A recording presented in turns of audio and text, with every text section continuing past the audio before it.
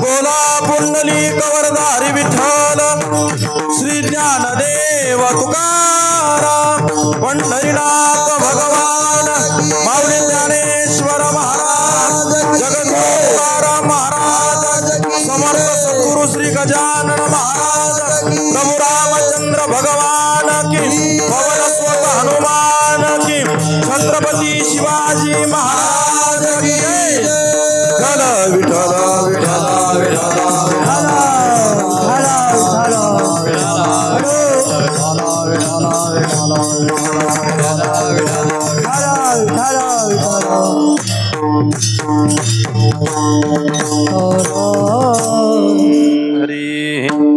राम म्हणता रामची होई जे राम म्हणता रामची होई जे पदी पैसोनी पदवी घेईजे ऐसे सुख वचनी आहे विश्वासे अनुभव पाहे राम रसाची या चवी राम रसाची या चवी आन रस रुचती केवी ऐसे सुख वचनी आहे विश्वासे अनुभव पाहे तुका म्हणे चाखोनी सांगे तुका म्हणे चाखोनी सांगे मजा अनुभव आहे अंगे ऐसे सुख वचनी आहे विश्वासे अनुभव पाहे विठ्ठल विठ्ठल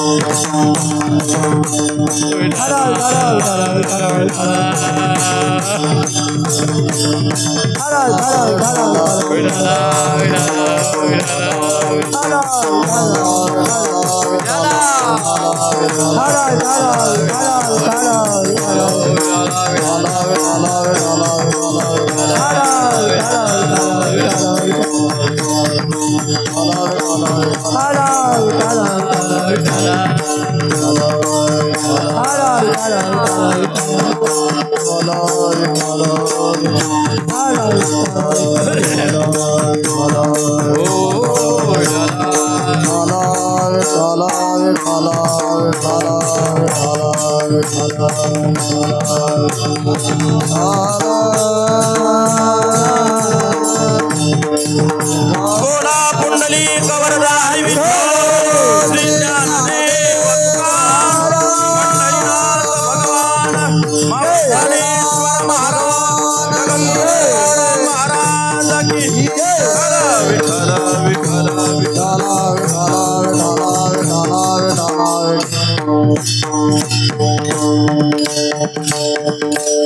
शांताकारं भुजगशयनं पद्मनाभं सुरेशं विश्वाधारं गगनसदृशं मेघवर्णं शुभांगं लक्ष्मीकान्तं कमलनयनं योगिभिर्ध्यानगम्यं वंदे विष्णु भवभयहरं सर्वलोकैकनाथ।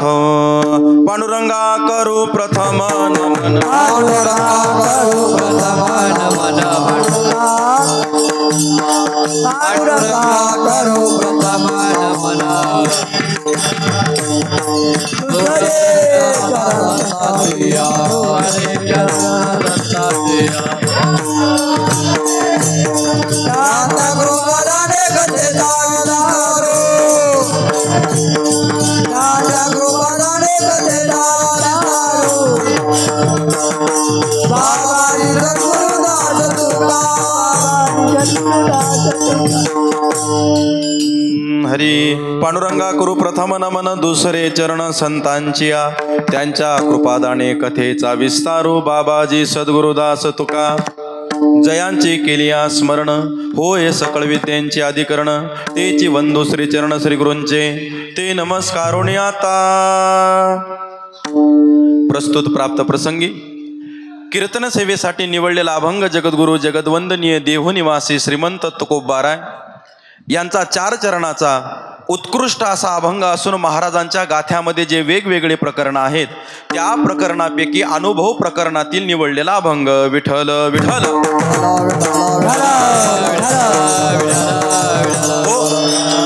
प्रस्तुत अभंग जगद्गुरु तुकोबारा यांचा असून अभंग हा अनुभव प्रकरणातील आहे आणि या अभंगाचा प्रतिपाद्य विषय असा आहे।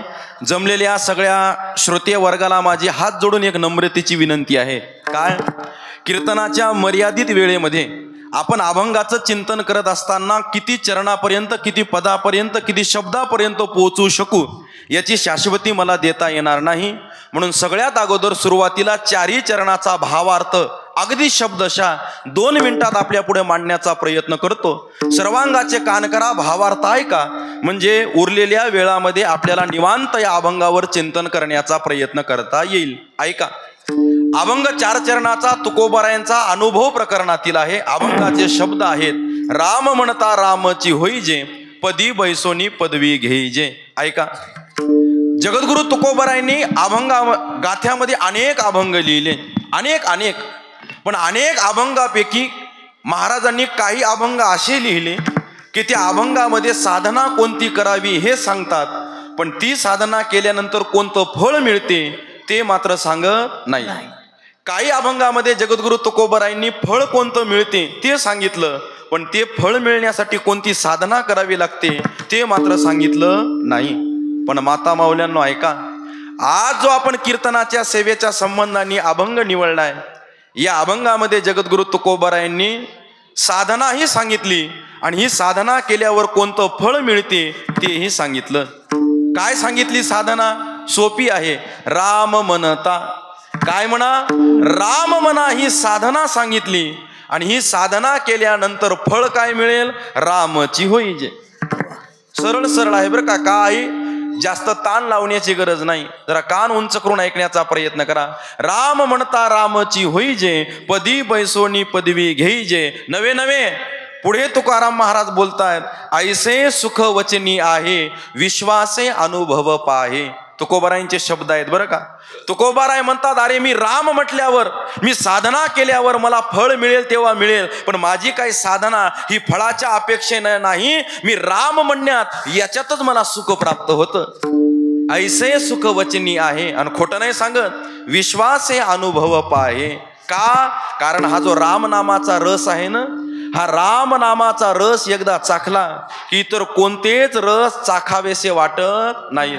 एक साधक उठून उभा राहिला, म्हटले एवढा राम नामाचा रस चांगला आहे? तुकाराम महाराज म्हटले हो।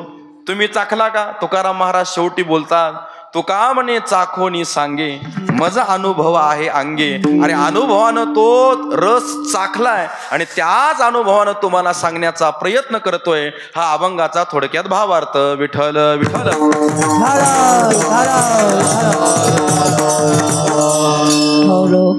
अभंगावर विस्तीर्ण चिंतन करण्यापूर्वी कार्यक्रमासंबंधी पर्याय द्यायचा तो महत्वाचा नाही असा आजची असलेली आपली कीर्तनरूपी सेवा श्री क्षेत्र पासदगाव या गावामध्ये असलेली सालाब्रत प्रमाणे चालू असलेला आपला हा गावातील अखंड हरिनाम सप्ताह सकाळी काकडा आरती असेल, ज्ञानेश्वरी पारायण असेल, गाथा भजन असेल, भागवत कथा असेल, हरिपाठ असेल, हरिकीर्तन असेल, हरिजागर असेल, ज्ञानदान आणि सगळ्यात उच्च कोटीचं या वर्षीपासून प्रारंभ झालेलं अन्नदान आणि महाराज श्रमदान सगळ्या गोष्टीतून युक्त असलेला आपला हा अखंड हरिनाम सप्ताह आणि या वर्षीचं वातावरण अगदी दरवर्षीपेक्षा उत्साही दिसतंय.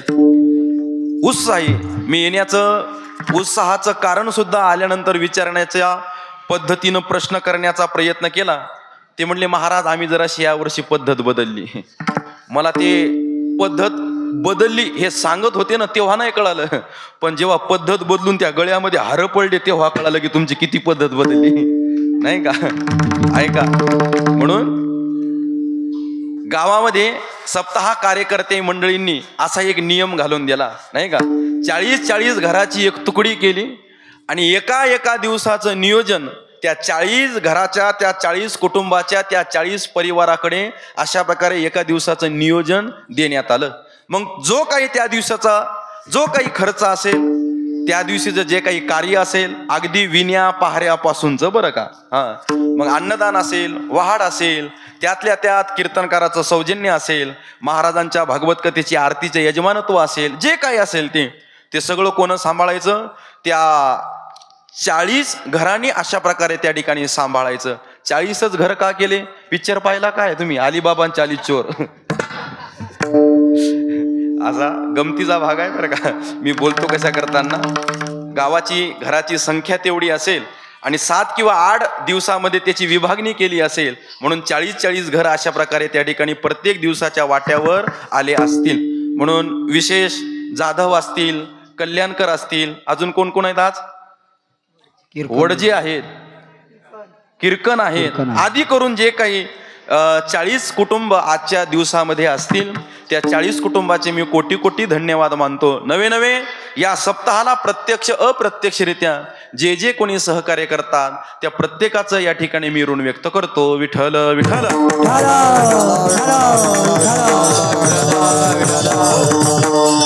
आणि अतिशय आनंद वाटतो मला.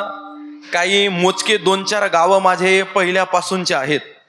म्हणजे मी जेव्हा आळंदीहून आलो ना माधव बाबा, तेव्हापासूनचे गावं आहेत. म्हणजे आता हे 5वं वर्ष आहे माझं आळंदीवरून येऊन. आता मधातले 2 वजा करा म्हणा कोरोनाचे, पण तरी 5 वर्ष झालीत मला आळंदीवरून येऊन. आणि 5 वर्षापासून सलग ज्या 2-4 गावामध्ये महाराष्ट्रामध्ये माझ्या कीर्तनाच्या सेवा टिकून आहेत, त्यापैकी आवडीचं आणि प्रेमाचं गाव मी हक्कानं सांगत असतो पासदगाव. म्हणून दरवर्षी कीर्तनाची सेवा ही आमच्या वाट्याला येत असते. कधी सप्ताहाचं नियोजन बदललं ना की कीर्तनकार पण बदलतात बरं. पण एवढ्या 40 कुटुंबाचं नियोजन एकाकडे जाऊन सुद्धा त्यांनी माझा विसर नाही पाळला. म्हणजे माझ्यावर किती नितांत प्रेम आपल्या गावकऱ्याचं आहे याची पोच पावती या ठिकाणी मला मिळालेली आहे. वेगळ्या प्रकारे मला शब्दात त्या गोष्टीचं वर्णन करण्याची गरज नाही. म्हणून आमचे परम आदरणीय श्री हरिभक्तपरायण अशोक महाराज असतील, कोंडिबा महाराज असतील, आदी करून आमचं गावातलं सगळं मित्रमंडळ असेल, त्यांच्या संपर्कातून अशा प्रकारे आजच्या कीर्तनाची सेवा माझ्या वाट्याला आली. जो वक्ता ज्ञानाने, अनुभवानी, वयानी सगळ्या गोष्टीने कमी आहे, पण प्रेमापोटी ही कीर्तनाची सेवा दरवर्षी आपल्या गावामध्ये करण्याचं भाग्य मला त्या ठिकाणी प्राप्त होतं. म्हणून विशेष करून गावामध्ये सुरू असलेली श्रीमद भागवत कथा आणि कथा सांगणारे वक्ते श्री हरिभक्तपरायण गुरुवर्य एकनाथ महाराज मस्के हे सुद्धा महाराज आवर्जून वेळात वेळ काढून माझ्यासारख्या पामाराच्या कीर्तनाला आशीर्वाद देण्यासाठी उपस्थित आहेत. म्हणून महाराजांचे कोटी धन्यवाद मानतो आणि सगळ्यांना विनंती करतो महाराजांसाठी एकदा जोरदार टाळ्या वाजवा. का 4 तास दिवसा कथा करायची आणि कथा करून सुद्धा रात्री कीर्तनामध्ये पुन्हा बसायचं, याचा परिपाठ आणि याची अडचण, याचा त्रास काय असतो त्याचा अनुभव मला सुद्धा आहे. तरी वयामध्ये बराचसा त्यांच्या माझ्या फरक आहे. म्हणजे मी असं म्हणायला नाही पाहिजे की आता मला त्रास होतो, पण महाराज बऱ्याच वर्षापासून वारकरी संप्रदायाची सेवा करतायत आणि तरी सुद्धा वयोवृद्ध असून सुद्धा माझ्यापेक्षा मोठे असून सुद्धा एक आशीर्वाद देण्यासाठी आज कीर्तनाला उपस्थित आहेत. म्हणून महाराजांच्याही चरणी कोटी कोटी दंडवत अशा प्रकारे नतमस्तक होतो. पुनश्च एकदा सप्ताहाला प्रत्यक्ष आणि अप्रत्यक्षरित्या, आणि खरं ही काळाची गरज आहे बरं का, खोटं नाही सांगत मी.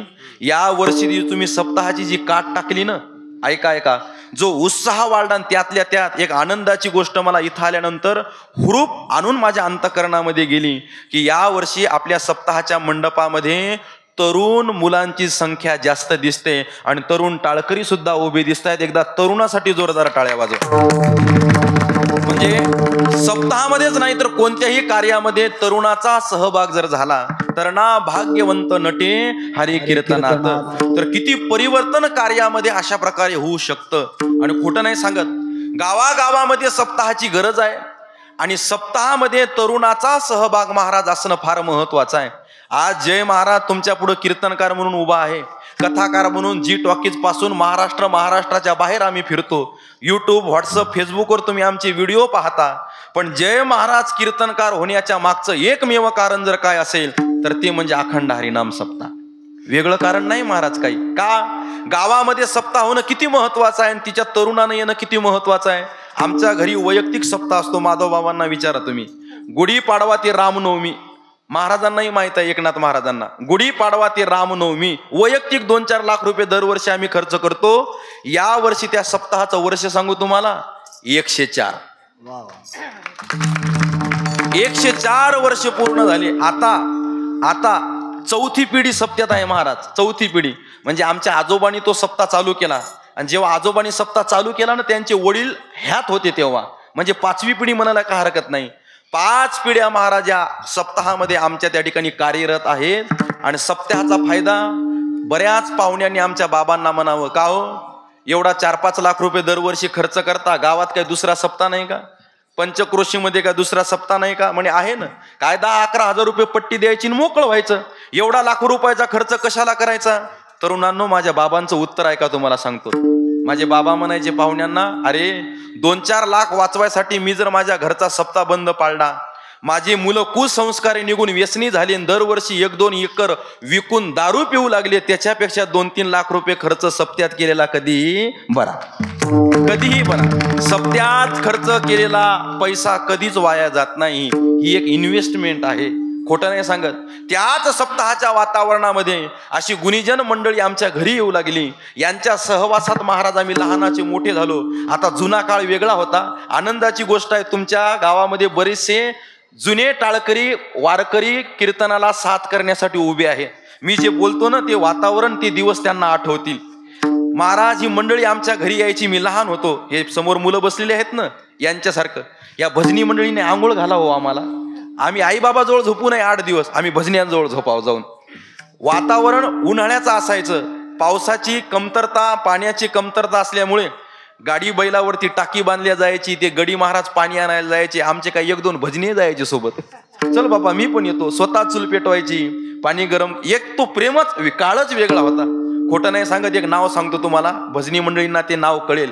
वैकुंठवासी श्री हरिभक्त परायण प्राप्त स्मरणीय माधव महाराज मगर सुरजखेडकर. जवळजवळ 40 ते 42 वर्ष त्यांनी आमच्या सप्त्यात जागर काल्याची कीर्तनाची सेवा दिली. मला कळत नाही पण माझे बाबा सांगतात, मी लहान असताना माधव बाबांनी उचलावं, माधव महाराज मगरांनी मला उचलावं, माझे त्यांच्या मांडीवर मला घेऊन बसावं. खोटं नाही सांगत. लहानपणी मला मगर महाराजांची मांडी बसायला मिळाली म्हणून आज तुमच्या पुढे कीर्तनाच्या गादीवर उभा राहण्याचा अधिकार मला प्राप्त झाला. ही कृपा सप्ताहामुळे आलेल्या गावातल्या त्या संत मंडळीमुळे, त्या गुणीजन मंडळीमुळे. म्हणून का गावामध्ये सप्ताह महत्वाचा आहे? बरं, नुसता करायचा म्हणून नाही करायचा, तर उत्साहानं करायचा, मनातून करायचा, अंतकरणातून करायचा, सगळ्यांनी मिळून. आणि खऱ्या सप्त्याची व्याख्या सांगू का तुम्हाला? लोक म्हणतात महाराज आम्हाला सप्ताह मोठा करायचा. मग मंडप मोठा टाकू, कीर्तनकार भारी भारी पैशावाले बोलू, मोठा साऊंड सिस्टीम लावू, मोठी लाइटिंग लावू.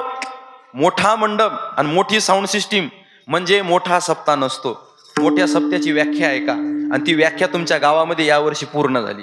कोणती व्याख्या आहे? मोठा सप्ताह, चांगला सप्ताह, सात्विक सप्ताह म्हणजे गावातल्या प्रत्येक कुटुंबातला प्रत्येक सदस्य सप्ताहाच्या मंडपात येणं म्हणजे मोठा सप्ताह होणं. याची दुसरी काही व्याख्या नाही, काही व्याख्या नाही. म्हणून अतिशय आनंद अशा प्रकारे त्या ठिकाणी वाटतोय. एवढ्या मोठ्या प्रकारचं अन्नदान आपल्या सप्ताहामध्ये त्या ठिकाणी होतंय. म्हणून वेगळ्या प्रकारे महाराज ज्यावे तितके धन्यवाद त्या ठिकाणी तुमचे कमीच आहेत. फक्त आता तुमची जबाबदारी सांगतो काय, जसा आता ही प्रथा सुरू केली या प्रथेला टिकवण्याचं काम मात्र तुम्ही करा, एवढीच विनंती तुमच्या पुढे करतो. विठ्ठल विठ्ठल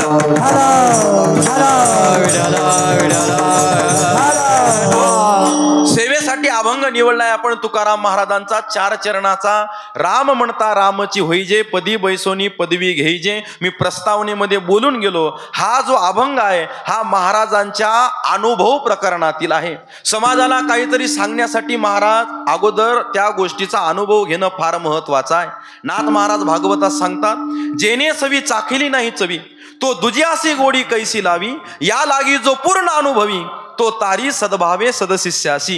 एखाद्या पदार्थाची चव जर तुम्हाला घ्यायची असेल तर अगोदर महाराज त्या पदार्थाची चव तुम्हाला घेऊन पाहावी लागेल आणि नंतर महाराज तुम्हाला समाजाला सांगता येईल. अन्यथा नाही. सांगती दुर्लभ ज्ञानाची या गोष्टी, पण अनुभव पोटी कैसा घडे. म्हणून अनुभव असणं फार महत्वाचं आहे. एक वाक्य बोलू का, जी सुज्ञ मंडळी आहे महाराज त्यांच्या लक्षात आल्याशिवाय राहणार नाही. किती महत्वाचा आहे अनुभव. ज्ञानापेक्षा सुद्धा अनुभव फार महत्वाचा आहे. तुम्ही म्हणसाल महाराज ज्ञानापेक्षा अनुभव फार महत्वाचा आहे, मग आम्ही शिकून काय फायदा. शिक्षण घेणं म्हणजे ज्ञानवान होणं, शिक्षण घेणं म्हणजे हुशार होणं असं जर तुम्हाला वाटत असेल तर हे चूक आहे. साक्षर होणं म्हणजे अक्षराचं ज्ञान होणं, हुशार होणं नाही. एक वाक्य सांगतो आपोआप तुम्हाला कळेल. ज्ञानानं शब्द कळतात पण अनुभवानं त्या शब्दाचे अर्थ कळतात, आणि शब्द कळाल्यापेक्षा त्या शब्दाचा अर्थ कळणं फार महत्वाचं आहे. मला सांगायचं काय, जीवनामध्ये जगत असताना महाराज अनुभव फार महत्वाचा आहे, फार महत्वाचा आहे. तुम्ही माझ्या समोर बसलेली मंडळी आळंदी पंढरपूरला जाणारी आहात. इथून पुढे जर तुम्ही कधी आळंदीला गेले ना तर महाराज मंदिराच्या मागे 2-3 बुक डेपो पुस्तकाचे दुकान आहेत, दत्त बुक डेपो वगैरे वगैरे. तिथं जा आणि मी एका ग्रंथाचं नाव सांगतो, तो ग्रंथ आणण्याचा प्रयत्न करा. त्या ग्रंथाचं नाव आहे महाराज परमार्थिक शतकोटी. 2 भागामध्ये आहे तो ग्रंथ. परमार्थिक शतकोटी भाग 1 आणि परमार्थिक शतकोटी भाग 2. कशासाठी सांगतोय मी, त्या ग्रंथामध्ये एक कोटी आलेली आहे. कोटी कशाची, अनुभवाची. अनुभव किती महत्वाचा हे सांगत असताना महाराजांनी त्या ग्रंथामध्ये 8 मुद्दे सांगितले. 8 आणि 8 मुद्दे फार महत्वाचे आहेत बरं का. एखाद्या वेळेस तुम्ही वाक्य ऐकलं असेल काय, किंवा बघा तुम्ही क्रिकेटची कॉमेंट्री चालू असते ना, तेव्हा तो कॉमेंट्री करणारा व्यक्ती म्हणतो आमका आमका प्लेयर हा अष्टपैलू व्यक्तिमत्वाचा आहे, म्हणजे ऑलराऊंडर आहे. उदाहरणार्थ जडेजा बॉलिंग करतो, बॅटिंग करतो, फिल्डिंग करतो. अष्टपैलू व्यक्तिमत्व, अष्ट म्हणजे 8 गुण ज्याच्या जवळ आहेत तो व्यक्ती कसा आहे, सर्व गुण संपन्न आहे. पण महाराज ते 8 गुण आहेत कोणते, ते 8 मुद्दे आहेत कोणते, आज मी तुम्हाला ते 8 मुद्दे सांगतो. आणि ते इतके महत्वाचे आहेत महाराज, इतके महत्वाचे आहेत. ज्याला संसारात आणि परमार्थात नाव करायचं असेल आणि प्रगतीच्या मार्गावर जायचं असेल त्यांनी महाराज हे 8 मुद्दे आत्मसात करण्याचा प्रयत्न करायचा आहे. ऐका, हे 8 मुद्दे पाठच करा. मी तर म्हणतो पेन असेल तर लिहून घ्या आणि मोबाईल असेल तर रेकॉर्डिंग चालू करा. फार जीवन बदलण्याचे हे 8 मुद्दे आहेत. कोणते आहेत माता मौल्यांनो ऐका. व्यक्ती, शक्ती, युक्ती, संपत्ती, नीती, भक्ती, विरक्ती आणि अनुभूती. पहिला मुद्दा आहे महाराज व्यक्ती. गोस्वामी तुलसीदासजी एका ठिकाणी बोलतात, बडे भाग्य मानुस तन पावा. अरे हा नरदेह तुम्हा आम्हाला प्राप्त झाला म्हणजे पहिला मुद्दा आपोआपच आपल्याजवळ हजर झाला. कोणता, व्यक्ती. तुम्ही आम्ही कोण आहोत, व्यक्ती. पण नुसतं व्यक्ती असून चालत नाही ना, मग त्या व्यक्तीकडे काय असणं गरजेचं आहे पोरो, शक्ती असणं गरजेचं आहे. कोणत्या ना कोणत्या क्षेत्रातली त्याला शक्ती असणं फार गरजेचं आहे. पण महाराज नुसतं शक्ती असूनही गणेश महाराज चालत नाही ना. का, त्या शक्तीचा वापर कुठं करायचा याच्यासाठी त्याच्याकडे काय असणं गरजेचं आहे, युक्ती असणं फार गरजेचं आहे. तसंही एक मराठी भाषेमध्ये म्हण आहे, काय, शक्तीपेक्षा युक्ती श्रेष्ठ आहे. का बरं श्रेष्ठ आहे, जुने कीर्तनकार उदाहरण सांगायचे, तुम्ही ऐकलं असेल, एकदा ऐका म्हणजे तुम्हाला कळेल युक्ती किती महत्वाची आहे. एका गावामध्ये कुस्तीची दंगल चालू झाली. तरुणांनो ऐका बरं का, मुलांनो ऐका. कुस्तीची दंगल चालू झाली, स्पर्धा कुस्तीची. महाराष्ट्रातले मोठमोठे गाजलेले मल्ल पैलवान त्या कुस्तीमध्ये स्पर्धेमध्ये भाग घेण्यासाठी आले. एक कोल्हापूरचा मल्ल पैलवान आला. पहिली, दुसरी, तिसरी, चौथी असं 10 पैलवानाला महाराज त्यानं चित्त केलं. शेवटी बाकीचे पैलवान त्याचे डावपेच आणि ताकद पाहून त्याच्यासोबत कुस्ती खेळायला तयार होईना. माईकवर अनाउन्समेंट झाली, ऐका, या कोल्हापूरच्या मल्ल पैलवानानं 10 पैलवानाला चित्त केलं. 10 मिनिटाची वेळ याच्यासोबत कोणी जर कुस्ती खेळायला आलं नाही तर पहिलं पारितोषिक या कोल्हापूरच्या पैलवानाला देण्यात येईल. 5 मिनिटं झाली, कोणी यायला तयार नाही. 7 मिनिटं झाली, कोणी यायला तयार नाही. पण शेवटच्या 9व्या मिनिटाला गर्दीतून आवाज आला, मी तयार आहे. सगळ्यांच्या नजरा त्या आवाजाकडे खेळल्या. पाहतात तर काय, महाराज पैलवानच होता, पण उदबत्ती पैलवान. उदबत्तीच्या काडीसारखे महाराज त्याचे हातपाय होते. लोक म्हणले, हा कोल्हापूरच्या महिला पैलवानानं एवढ्या मोठमोठ्या पैलवानाला माती खाऊ घातली आणि हा वाळला पैलवान काय करणार आहे. पण महाराज गेलं आणि त्या मैदानावर गेल्यावर त्याचे डावपेच चालू झाले. गंमत अशी झाली, या वाळल्या पैलवानाचं तोंड त्या कोल्हापूरच्या पैलवानाच्या कानाजवळ गेलं. ते म्हणते, पैलवान दादा काय रे, कशासाठी कुस्ती खेळतोयस? कशासाठी? इनामासाठी. किती इनाम आहे? म्हणे 1000. ते म्हणे पड, दुप्पट 2000 देतो. युक्ती बघा. त्या कोल्हापूरच्या पैलवानानं विचार केला. म्हणे ताकद लावायची, डावपेच लावायचे, वेळ खर्ची घालायची, याला पाठीवर टेकवायचं, स्टेजवर जावायचं, गुलाल लावायचा आणि 1000 रुपये, आणि काहीच न करता पाठ टेकवली, दुप्पट 2000 रुपये. अहो, क्षणाचा विचार केला नाही आणि त्या कोल्हापूरच्या पैलवानानं टेकवली न पाठ. महाराज जे जेकार करू लागले त्या वाळल्या पैलवानाचा. माझ्यासारखे 4 तरुण गेले, त्याला उचललं, त्याला स्टेजवर नेलं, त्याला गुलाल लावला, त्याला 1000 रुपयाचं पारितोषिक दिलं. ते 1000 रुपये त्याच्या हातात आले, कशाचे दुप्पट 2000 त्यानं मारली, उडीन गेलं पळून. पण तेही कोल्हापूरचंच पैलवान होता महाराज. 1 दिवस, 2 दिवस, 3 दिवस त्यानं पिछाच घेतला. गावातल्या एका गल्लीत दिसलं की कॉलरच पकडली. का रे, फसवलं तू मला? नाही पैलवान दादा. बैमानी केली तू? नाही पैलवान दादा. अरे तू म्हणला होता पड दुप्पट 2000 देतो. म्हणे तसं नाही. तुम्ही पैलवान आहात? म्हणे हो. तुमचे काही डाव पेच? म्हणे धोबी पछाड, हात पेच, पाय पेच. जसा तुमचा धोबी पछाड, हात पेच, पाय पेच, तसाच मी तुम्हाला कानपेच दिला आणि तुम्ही पडले. हिच्यात फसवण्यासारखं काय आहे? ऐका, दृष्टांत तुमच्या लक्षात आला, त्या दृष्टांतावरून सिद्धांतही तुम्हाला पटला असेल. ऐका, शक्तीपेक्षा युक्ती श्रेष्ठ आहे. बरं आहे तुमच्याकडं युक्ती, छातीला हात लावून सांगतो, कितीही हुशार असू द्या तुम्ही, तुम्हाला समाजामध्ये सन्मान मिळणार नाही. का? तुम्हाला जर समाजामध्ये, गावामध्ये मान मिळावा असं जर वाटत असेल तर तुमच्याकडे 4था मुद्दा असणं फार गरजेचं आहे. कोणता? संपत्ती. मी नाही म्हणत, महाराज म्हणतात. ऐका, धनवंता लागी सर्व मान्यता हे जगी, माता पिता बंधू जन सर्व मानती वचन, सब पैसे के भाई दिल का साथी नाही कोई. एक वाक्य बोलू. अरे गरीबाचा एकुलता एक मुलगा मरण पावला, पण रात्रभर मड राखायला अंगणात गावातला एक माणूस बसला नाही. श्रीमंताच्या बकरीच्या पायात काटा टोचला, सगळं गाव महाराज चौकशी करायला गेलं, चहा नाश्ता भेटेन तिथं. फार अवघड आहे महाराज. म्हणून संपत्ती असणं फार महत्वाचं आहे. मग आमचे महाराज म्हणतात, संपत्ती कमवायची नाही का? जरूर कमवायची, पण कशी? 5वा मुद्दा सांगितला, नीती. नीती म्हणजे काय? उदास विचारे उदास विचारे उदास विचारे उदास विचार.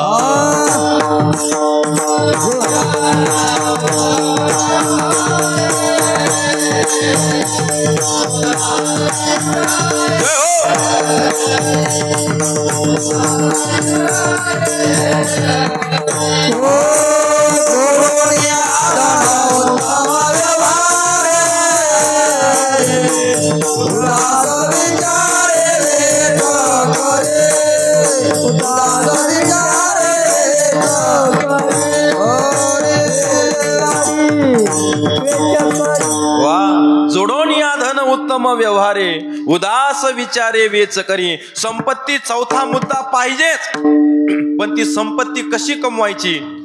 5वा मुद्दा सांगितला, नीती. हे 5 मुद्दे ज्याच्या जीवनात आहे ना त्याला मोठेपण, पण संसारात. हे 5 मुद्दे ज्याच्या जीवनात आहेत ना त्याला मोठेपण, पण व्यवहारात. पण परमार्थात जर तुम्हाला मोठेपण कमवायचं असेल तर या 5व्या मुद्द्याला 6व्या मुद्द्याची जोड द्यावी लागेल. 6वा मुद्दा कोणता आहे? भक्ती.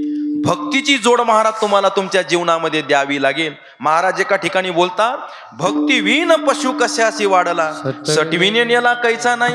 अरे जीवनामध्ये महाराज भक्ती असणं फार महत्वाची आहे. ऐकणारे श्रोते म्हणतील, महाराज आमच्या जीवनात काय भक्ती नाही की काय? आणि भक्ती नसती तर आम्ही काय कीर्तनाच्या मंडपात दिसलो असतो? तुम्ही काय कीर्तनाच्या मंडपात दिसली असते? भक्ती ज्याची थोडी आणि पूर्ण विषयाची गोडी. म्हणून भक्ती कशी असावी याच्यासाठी 7वा मुद्दा सांगितला, विरक्ती. विरक्ती असलेली भक्ती जीवनामध्ये ठेवा. आणि असा असलेला अनुभव म्हणजे त्याच्या जीवनामध्ये विरक्ती असलेली भक्ती असेल, त्याच्या जीवनात आलेला अनुभव आपण घेण्याचा प्रयत्न करा. म्हणून 8वा मुद्दा सांगितला, अनुभूती. आणि ही अनुभूती जगद्गुरु तुकोबाराय तुम्हा आम्हाला सांगण्याचा प्रयत्न करतात. अनुभवाले अंगा तेया जगा देतो, तेया जगा देतो, तेया जगा देतो. अनुभवाले अंगा तेया जगा देतो, तेया जगा देतो, तेया जगा देतो. अनुभवाले अंगा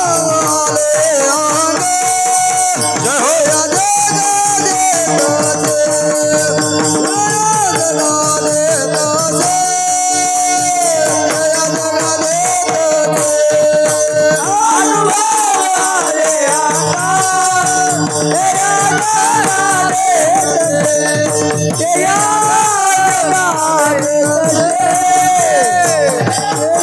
जगा देतो, अनुभव आले अंगा आणि ते या जगात देत असे. महाराज त्यांच्या जीवनात आलेला अनुभव तुम्हा आम्हाला सांगण्याचा प्रयत्न करतात. हा घ्या माझा अनुभव भक्तिभाव भाग्याचा. ऐका ऐका, तुकाराम महाराजांचे शब्द बघा. हा घ्या माझा अनुभव. घ्या म्हणतात, घ्या. मग ऐकणारी मंडळी म्हणेल, तुकाराम महाराज अनुभव घ्या घ्या म्हणतात, कोण गेलतो हो त्यांच्याकडे तुमचा अनुभव द्या म्हणून मागायला? कोणीच नाही, कोणीच नाही गेलं. मग कोणीच नाही गेलं तर तुकाराम महाराज त्यांचा अनुभव तुम्हा आम्हाला का देतात? तुकाराम महाराजांना तुमच्या आमच्याकडे पाहिलं. पुढता हे जन न देखवे डोळा, येतो कळवळा म्हणूया. अरे माझे लेकरं वाम मार्गावर चालताना मला दिसतायत, त्यांना चांगल्या मार्गावर आणण्याचा प्रयत्न मला करावा लागेल. म्हणून तुकाराम महाराज त्यांच्या जीवनातला अनुभव न मागता तुम्हा आम्हाला देण्याचा प्रयत्न करतायत. किती फरक आहेत महाराज संतात आणि तुमच्यात, किती. ऐका, एखादा व्यक्ती, आज कलियुग असा आहे, एखादा व्यक्ती दुसऱ्या व्यक्तीला चांगलं सांगायला रिकामा नाही. आणि मी तर म्हणतो, वेळ असला तरी कोणी कोणाला आज चांगलं मार्गदर्शन करायला तयार नाही. खोटं नाही सांगत महाराज. महिला मंडळी, एका गावात दिवाळीच्या सणानिमित्त महिला मंडळींनी वेगवेगळ्या प्रकारचे पदार्थ केले.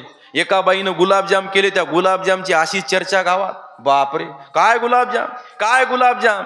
त्या बाईनं केलेल्या गुलाबजामची चर्चा तिच्या शेजारणीनं ऐकली आणि गेली महाराज तिच्या जवळ. म्हणे, का ग, तू केलेल्या गुलाबजामची चर्चा सगळ्या गावात झाली, इतके चांगले झाले, मला तरी गुलाबजामची रेसिपी सांग, कसे केले ते मीही करते. ती बाई म्हटली, कसे झाले की आपोआपच झाले. आता आपोआप व्हायला ते गुलाबजाम काय ढगातून पडले का? पण एक बाई दुसऱ्या बाईला गुलाबजामची रेसिपी सुद्धा सांगायला तयार नाही. का? गावात जसं माझं कौतुक झालं तसं इतर दुसऱ्या महिलेचं होता कामा नाही. आणि इथं संत म्हणतात, या आमच्याकडे, आम्ही सांगतो ते घ्या. महाराज न म्हणता, तुकाराम महाराजांचं जीवन चरित्र सांगतो, आपणा सारखे करती तात्काळ. महाराज बिलकुल वेळ लागत नाही. इथं आपल्याला आपल्यासारखं कोणा, अरे आपल्याच्या वर तर कोणीच जाऊ देत नाही. काना खालचंच राहावं असं वाटतं प्रत्येकाला. चांगलं कोणी सांगायला तयार नाही. आणि त्या साधू संताला वाटतं, महाराज तुम्ही आम्ही त्यांच्यासारखे झालो पाहिजे. तुम्ही माणसाला महाराज जय महाराज कशावरून? तुम्ही तुकाराम महाराजांचं चरित्र बघा, म्हणजे तुम्हाला बरोबर कळेल. ऐका, मी बोलतो ते दृश्य नजरेसमोर आणा. सायंकाळची वेळ होती. आता तुकाराम महाराज तुमच्या नजरे पुढे येणार आहेत. ऐका, सायंकाळची वेळ होती. सूर्य अस्तमनाला जाऊ लागला आणि जगद्गुरु तुकाराम महाराज भंडाऱ्या डोंगरावरून खाली उतरू लागले. कसे आहे तुकाराम महाराज? ऐका ऐका, गळ्यामध्ये विणा आहे तुकाराम महाराजांच्या, दिसले तुम्हाला तुकाराम महाराज. हातामध्ये चिपळी आहे आणि तुकाराम महाराजांचं सारखं भजन चालू आहे, पांडुरंग पांडुरंग पांडुरंग, दीन रजनी हाची धंदा, गोविंदाचे पवाडे. काही महाराज दुसरं कळत नव्हतं. त्याच सायंकाळच्या वेळेला तुकाराम महाराज भंडारा डोंगर उतरून देहू गावाकडे घरी जाऊ लागले. आणि त्याच वेळेला त्याच परिसरातले 3 चोर चोरी करायला जाऊ लागले. एका चोराचं लक्ष गेलं आणि त्यानं दुसऱ्या चोराला चिमटा घेतला. म्हणे काय झालं? ते म्हणे समोर बघ ना कोण येतंय. कोण? अरे हे तर तुकाराम महाराज आहे. आपली टोळी किती जणांची आहे? म्हणे 4 जणांची.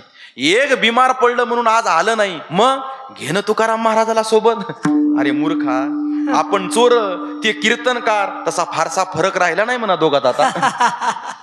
जाऊ दे आता, हे न कळालेलंच बरं. तुम्हाला जर कळालं तर तुम्ही माझ्याच गाडीच्या मागे दगड घेऊन लागसाल. असो असो. अरे ते हबप, ते संत आणि आपण चोर, काय फायदे याचे ते आपल्या. अरे तुला माहित नाही तुकाराम महाराजांचा स्वभाव कसा आहे? तुकाराम महाराजांचा स्वभाव ऐका. ओ महाराज, काय आमचे गुरं राखता का? हो राखतो ना. ओ महाराज, काय आमचं धान्य राखता का? हो राखतो ना. माता माऊल्यांनो ऐका, तुकाराम महाराजांचे लेकरं घरी उपाशी आहेत याची जाणीव तुकाराम महाराजाला होती. खांद्यावर ऊस आणले आणि गावातल्या परक्या मुलांनी ते ऊस पाहिले आणि गावातली ते मुलं तुकाराम महाराजांच्या मागे लागले. बाबा बाबा ऊस द्या ना. पोटच्या पोराच्या उपाशी पोटाचा विचार न करता खांद्यावरचे ऊस तुकाराम महाराजांनी त्या मुलांना देऊन टाकले. हा परोपकाराचा जगद्गुरु तुकोबारायांचा स्वभाव. जय हरी. चोर चोर. तुकाराम महाराज म्हणतात जय हरी. कोण? आमके आमके. बर, कुठे चाललात? चाललो कीर्तनाला. आता हे का कीर्तनाला जाऊ लागले का?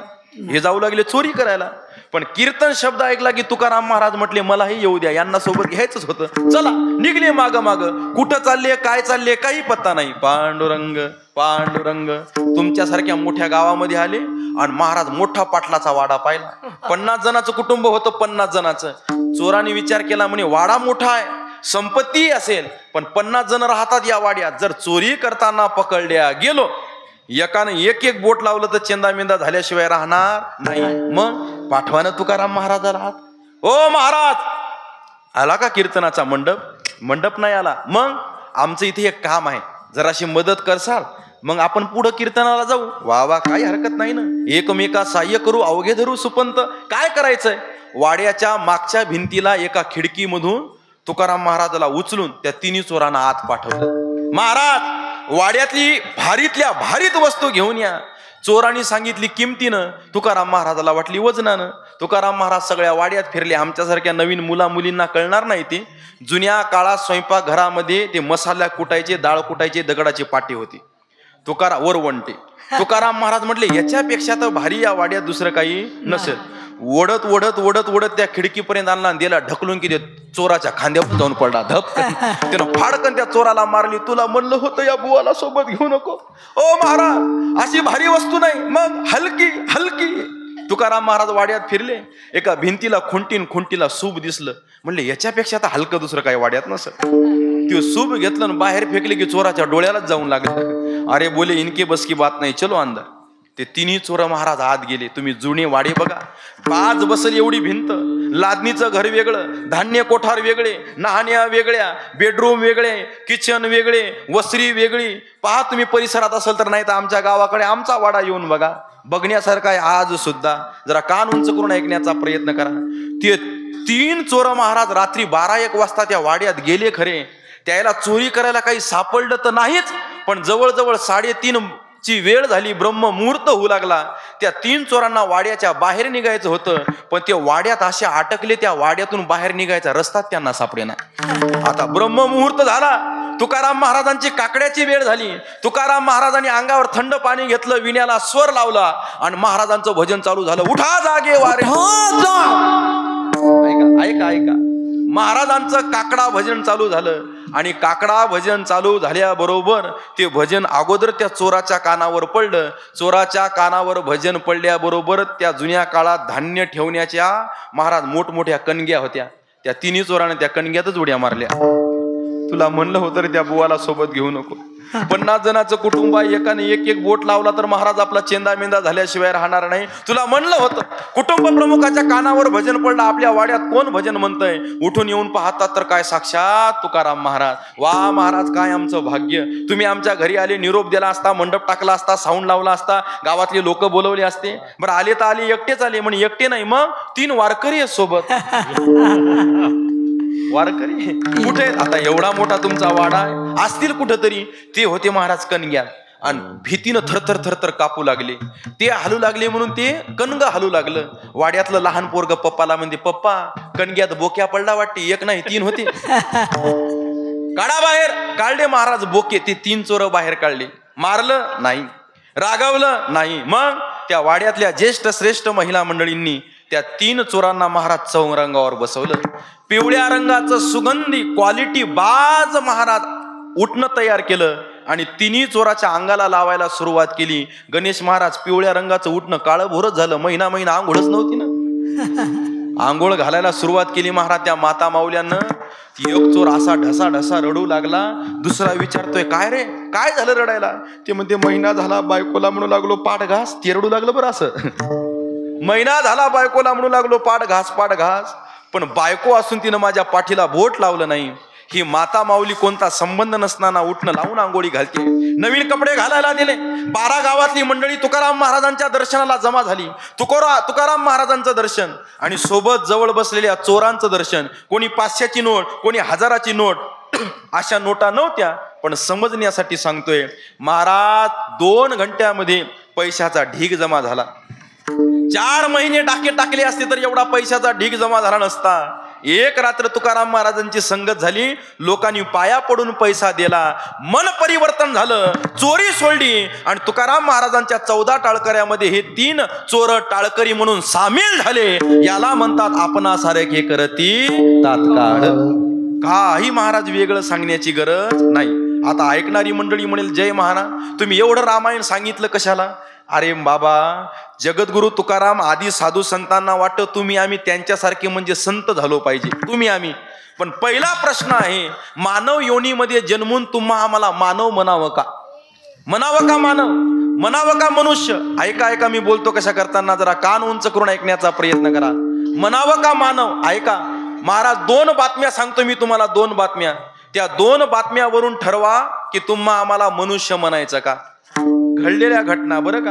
पुण्यामध्ये माता माऊल्यांनो, 5 वर्षाच्या चिमुकलीवर एका नराधमानं चॉकलेटचा आमिष दाखवून अत्याचार केले. 5 वर्षाच्या चिमुकलीवर म्हणावं का हो त्याला माणूस? हैदराबादला एक मुलगी कंपनीमधून काम करून घरी येऊ लागली स्कूटीवर बसून. 4 नराधमांनी तिची गाडी अडवली, तिच्यावर अत्याचार केले आणि कोणाला कळू नये म्हणून तिच्या गाडीतलं पेट्रोल महाराज तिच्या अंगावर टाकलं आणि तिला जिवंत जाळून टाकलं. म्हणावं का हो त्याला माणूस? मग तुम्ही आम्ही मनुष्य योनीमध्ये जन्माला येऊन सुद्धा माणूस म्हणावं का नाही तुम्हा आम्हाला प्रश्न पडलाय.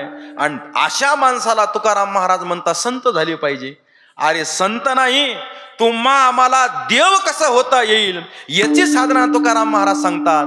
अभंगाचं पहिलं चरण. राम म्हणता रामजी होईल, राम म्हणता रामजी होईल, राम म्हणता रामजी होईल, रामजी होईल, राम म्हणता रामजी होईल, राम म्हणता रामजी होईल, रामजी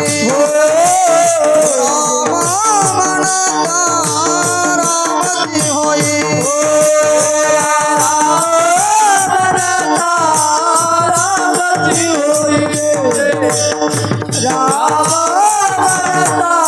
म्हणता रामजी होईल.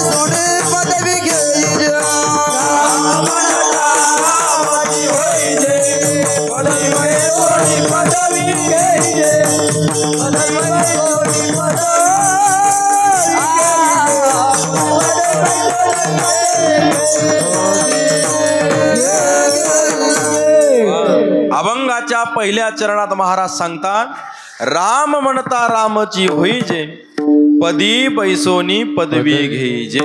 अरे ज्या माणसाला माणूस म्हणून जगावं का नाही हे कळत नाही, त्या माणसाला आमच्यासारखं म्हणजे संतांसारखं नवे नवे, त्याला आमच्याही पेक्षा मोठं म्हणजे देवासारखं कसं होता येईल, याची साधना जगद्गुरु तुकोबारायांनी अभंगाच्या पहिल्या चरणात सांगितली. काय आहे ती साधना? जा वनामध्ये, जा हिमालयामध्ये, झाडाला उलट टांगा, एक पायावर हात वरी करून उभे राहा, अंगावर वारूड चढेपर्यंत राम म्हणा, पाण्यामध्ये कटी स्नान इतकं करून उभं राहा. यज्ञ या काहीच नाही. तू का म्हणे सोपे आहे सर्वांनी, फक्त राम म्हणा. राम म्हटल्याबरोबर तुम्ही राम झाल्याशिवाय राहणार नाही. एक माणूस उठला म्हणे, ओ महाराज, राम म्हणता रामची होईजे, असं कुठं असतं का? राम म्हणल्यावर कोणी राम होत असतं का? संशय तुम्हाला? हो. कोणाच्या? जगद्गुरु तुकोबारायांच्या शब्दावर. आम्हा घरी धन शब्दाचीच रत्ने. अरे जगद्गुरु तुकोबारायांचा गाथा म्हणजे पंचम वेद. साक्षात भगवंतानी शब्द रूपाने अवतार धारण केला आणि अभंग जुळवणीमध्ये महाराज जगद्गुरु तुकोबारायांच्या गाथ्यामध्ये अशा प्रकारे सामील झाले. त्या अभंगातले शब्द, त्या जगद्गुरु तुकोबारायांच्या शब्दावर तुम्हाला संशय येतोय? हो महाराज, आम्हाला जगद्गुरु तुकोबारायांच्या शब्दावर संशय येतो. का येतो? म्हणे संशय येण्याचं कारण आहे. ऐकावर का बारीक चिंतन आहे. काय कारण आहे? म्हणे पुराणामध्ये एक आम्ही नाव ऐकलं, त्याचं नाव आहे महाराज रत्नाकर. कोण आहे माहिती आहे का तुम्हाला रत्नाकर? रत्नाकर म्हणजे महाराज वाल्मिक ऋषी. आपण म्हणतो वाल्या कोळ्याचा वाल्मिक ऋषी झाला, पण त्यांचं नाव होतं महाराज पहिले खरं रत्नाकर. लुटमाऱ्या करायचा, खून करायचा. पण एक दिवस महाराज नारदजींची संगत झाली, रामनामाचा उपदेश झाला आणि काय केलं त्या रत्नाकरानं? अंगावर वारूळ चढेपर्यंत 12 वर्ष अंगावर वारूळ चढलं. वारुळाला संस्कृत मध्ये वाल्मिक म्हणतात, म्हणून रत्नाकराचं नाव काय पडलं? वाल्मिक पडलं. पण 12 वर्ष अंगावर वारूळ चढेपर्यंत त्या रत्नाकरानं राम म्हटलं आणि तुकाराम महाराज म्हणतात, राम म्हणता रामची होईजे. मग रत्नाकर झाला का हो राम? नाही झाला. मग तुकाराम महाराज कसं म्हणतात? राम म्हणता रामची होईजे. आम्ही कसा विश्वास ठेवायचा? कसा विश्वास ठेवायचा? ओ जय महाराज, काही कळते का तुम्हाला? 12 वर्ष राम म्हणल्यावर कोणी राम होतं का? बरं चला याच्या पुढचं उदाहरण, घरचं उदाहरण देतो. कोण? भरतजी. भरतजी रामायणातलं सगळ्यात आवडतं पात्र महाराज माझं भरताचं आहे. का भरताचं आहे? एका वाक्यात सांगतो. आज लोक चुकी करून सुद्धा मी चूक केली हे मानायला तयार नाही. मी चूक केली म्हणून प्रायचित्त करायला तयार नाहीत. पण अख्ख्या रामायणामध्ये भरतजीची एक चूक नसून सुद्धा सगळी चूक भरतांनी कोणावर घेतली? स्वतःवर घेतली. आणि प्रायचित्त करायला महाराज नंदीग्रामाला निघून गेले. ऐका ऐका, भरतजी महाराज माझ्यामुळे प्रभू रामचंद्र वनवासाला गेले म्हणून स्वतः वल्कल धारण केले आणि नंदीग्रामला जाऊन प्रभू रामचंद्र ज्या दिशेने वनवासाला गेले त्या दिशेला उभं राहिले, हात जोडले. 14 वर्ष भरतांनी काय म्हटलं? राम राम राम. आणि तुकाराम महाराज म्हणतात, राम म्हणता रामची होईजे. मग राम म्हटल्यावर जर राम होत असेल आणि भरतानं जर 14 वर्ष राम म्हटलं असेल तर भरतजी झाले का हो राम? नाही झाले. मग तुकाराम महाराज कसं म्हणतात? राम म्हणता रामची होईजे. ओ जय महाराज, काय अहो 14 वर्ष राम म्हणल्यावर कोणी राम होतं का? बरं चला याच्या पुढचं उदाहरण. कोण? लक्ष्मणजी. अहो सेवा करण्यासाठी लक्ष्मणजी प्रभू रामचंद्रासोबत सावली सारखे राहिले. सूरज पाटील, एकदाच सावलीचं उदाहरण कमी म्हणावं लागेल प्रभू रामचंद्राच्या सेवेमध्ये राहणाऱ्या लक्ष्मणजीसाठी. का? अरे अंधारात माणूस गेल्यावर सावली सुद्धा साथ सोडून देते.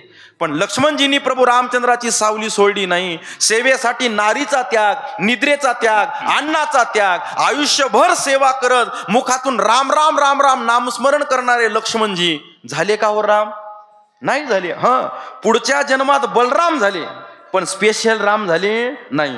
आणि मग कसं म्हणतात तुकाराम महाराज? राम म्हणता रामची होईजे. ओ जय महाराज, एवढ्या वर्षानं राम म्हणल्यावर कोणी राम होतं का? बरं चला शेवटचं आमच्या मारुतीरायाचं उदाहरण सांगतो तुम्हाला. आमचे मारुतीराय प्रभू रामचंद्राचं एवढ्या वर्ष राम म्हणत होते असं म्हटल्यापेक्षा आमचे मारुतीराय आज तागायत काय करतायत? राम रामच म्हणतायत. या मारुती बुवानं महाराज श्वास कमी घेतला पण देवाचं नाव जास्त घेतलं. मग आमचे मारुतीराय झाले का हो राम? नाही झाले. एक हिंदीमध्ये दोहा आहे, दोहा. काय आहे तो? लेने देने को कुछ नहीं, सब नशीब का खेल, बिभीषण को दी लंका और हनुमान को तेल. तुम्ही आम्ही त्या तेला शेंदूर तरी टाकला, भांडणं झाल्यावर नखा नको राय पाहिजे ना काहीतरी. नाही का? महाराज मारुतीरायाला एवढं राम म्हणून शेंदुराशिवाय आणि तेलाशिवाय दुसरं काही भेटलं नाही. आणि इथं तुकाराम महाराज म्हणतात राम म्हणता रामची होईजे. आम्ही विश्वास ठेवायचा कसा? बरं याच्या उलट सांगू का? उलट माता माऊल्यांनो, ज्यांनी राम म्हटलं ते राम नाही झाले, पण ज्यांनी राम नाही म्हटलं ते. दशरथ राजाकडे सगळ्या गोष्टीची सुसंपन्नता होती, पण एका गोष्टीचं दुःख होतं. देव फार हुशार आहे महाराज, चतुरा तो शिरोमणी.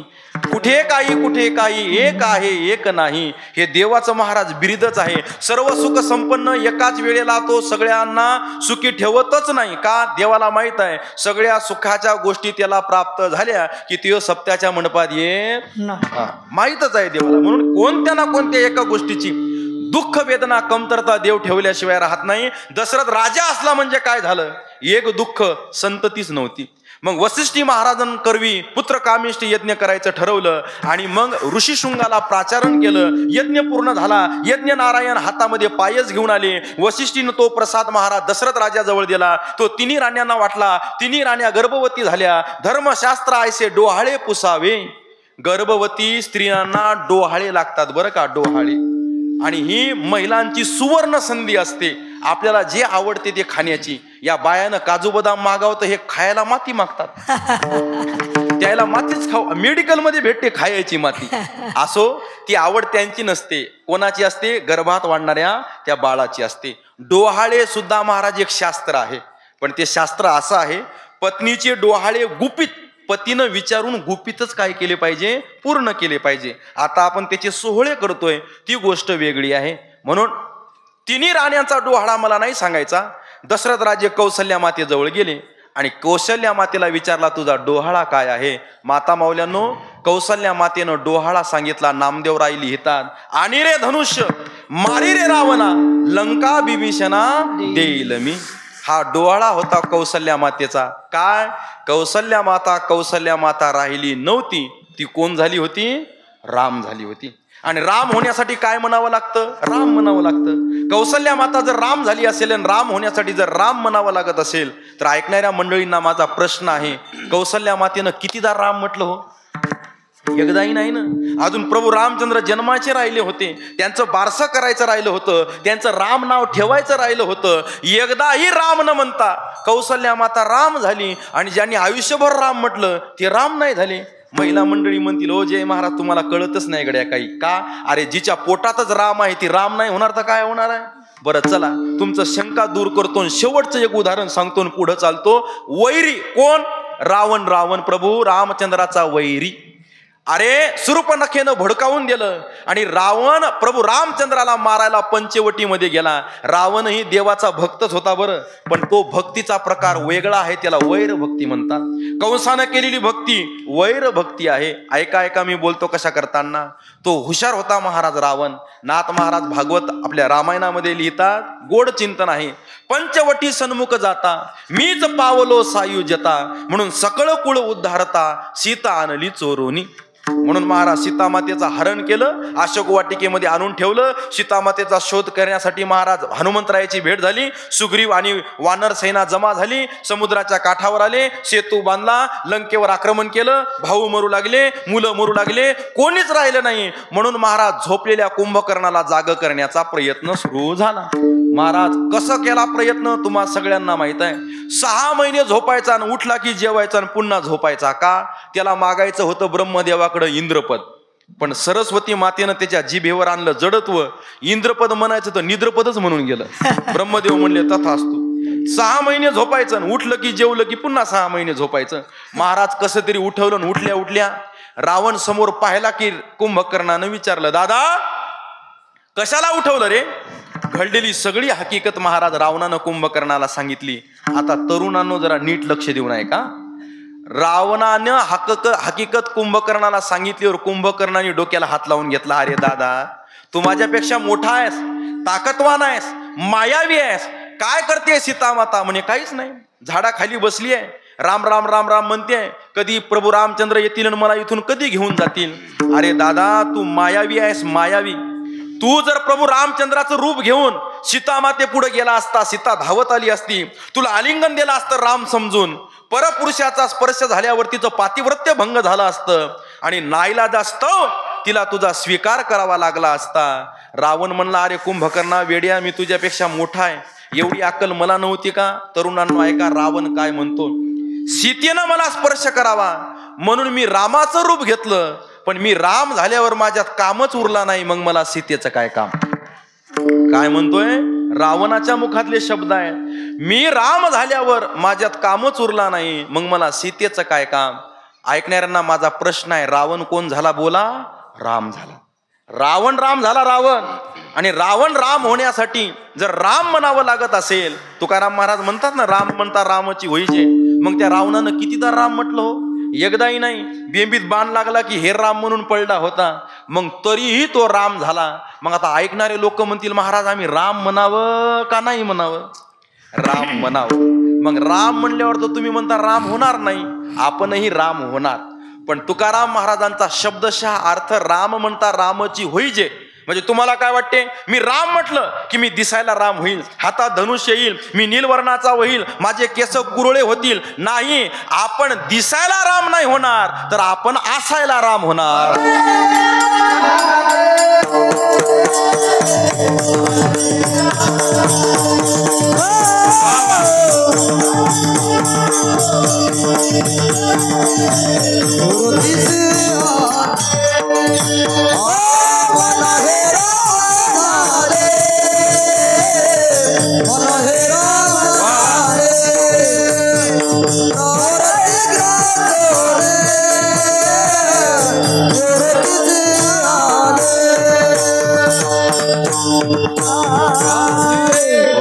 योग्य प्रमाण दिलं महाराजांनी. अरे राम म्हणून राम होणं म्हणजे दिसायला राम नाही व्हायचं, असायला राम व्हायचं, विचारानं राम व्हायचं, संस्काराने राम व्हायचं, नवे नवे या मनाने राम व्हायचं. मन हे राम झाले, मन हे राम झाले, प्रवृत्ती ग्रासोनी कैसे निवृत्तीसी आले.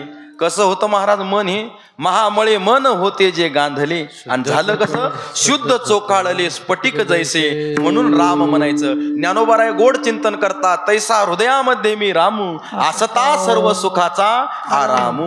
म्हणून तरुणांनो ऐका, राम म्हणायचं, पण राम म्हणून आपल्याला दिसायला राम नाही व्हायचं, तर संस्काराने राम व्हायचं. मी इंजिनिअरिंग कॉलेजला होतो डिग्री करायला, Latur MS Bidve engineering college. Diploma झाला वाशिमला आणि डिग्री झाली लातूरला. तेव्हाही महाराज मी कानपाट टिपण लावून कीर्तन करायचो. ऐकून ऐकून ऐका, चांगला वक्ता होण्याचा नियम आहे पहिला. तुम्हाला जर चांगला वक्ता व्हायचा असेल तर तुम्हाला चांगला श्रोता होणं फार गरजेचं आहे. आणि आम्ही चांगले श्रोते झालो म्हणून आम्हाला चांगलं वक्ता होता आलं. ऐका ऐका, आमच्या कॉलेजचे मित्र तेव्हाही मला महाराज म्हणायचे, म्हणले महाराज काय तुमचा एक वारकरी दुसऱ्या वारकऱ्याला भेटला की रामकृष्ण हरी का म्हणतो हो? मी गोड उत्तर दिलं त्याला एका वाक्यात, आमचा एक वारकरी दुसऱ्या वारकऱ्याला भेटला की रामकृष्ण हरी म्हणतो का? राम प्रभूचा आचार, भगवान कृष्णाचा विचार आणि हरीचा उच्चार ज्याच्या जीवनात आहे त्याची प्रगती झाल्याशिवाय राहत नाही, म्हणून आम्ही रामकृष्ण हरी म्हणतो. पण पहिला शब्द आहे का? पहिला राम प्रभूचा आचार. प्रभू रामचंद्राचं चरित्र कसं आहे माता माऊल्यांनो? आचरणीय आहे. तुकाराम महाराजांना असंही लिहिता आलं असतं. कसं? कृष्ण म्हणता कृष्ण होईजे, वामन म्हणता वामन होईजे, परशुराम म्हणता परशुराम होईजे, असं नाही लिहिलं तुकाराम महाराजांनी. मग राम म्हणता रामची होईजे. का? कारण एकमेव मर्यादा पुरुषोत्तम, एक बाणी, एक पत्नी, एक वचनी मर्यादा पुरुषोत्तम प्रभू रामचंद्राचं चरित्र अवलोकनीय आहे, कॉपी करण्यासारखं आहे, आत्मसात करण्यासारखं आहे. म्हणून राम म्हणता रामची होईजे.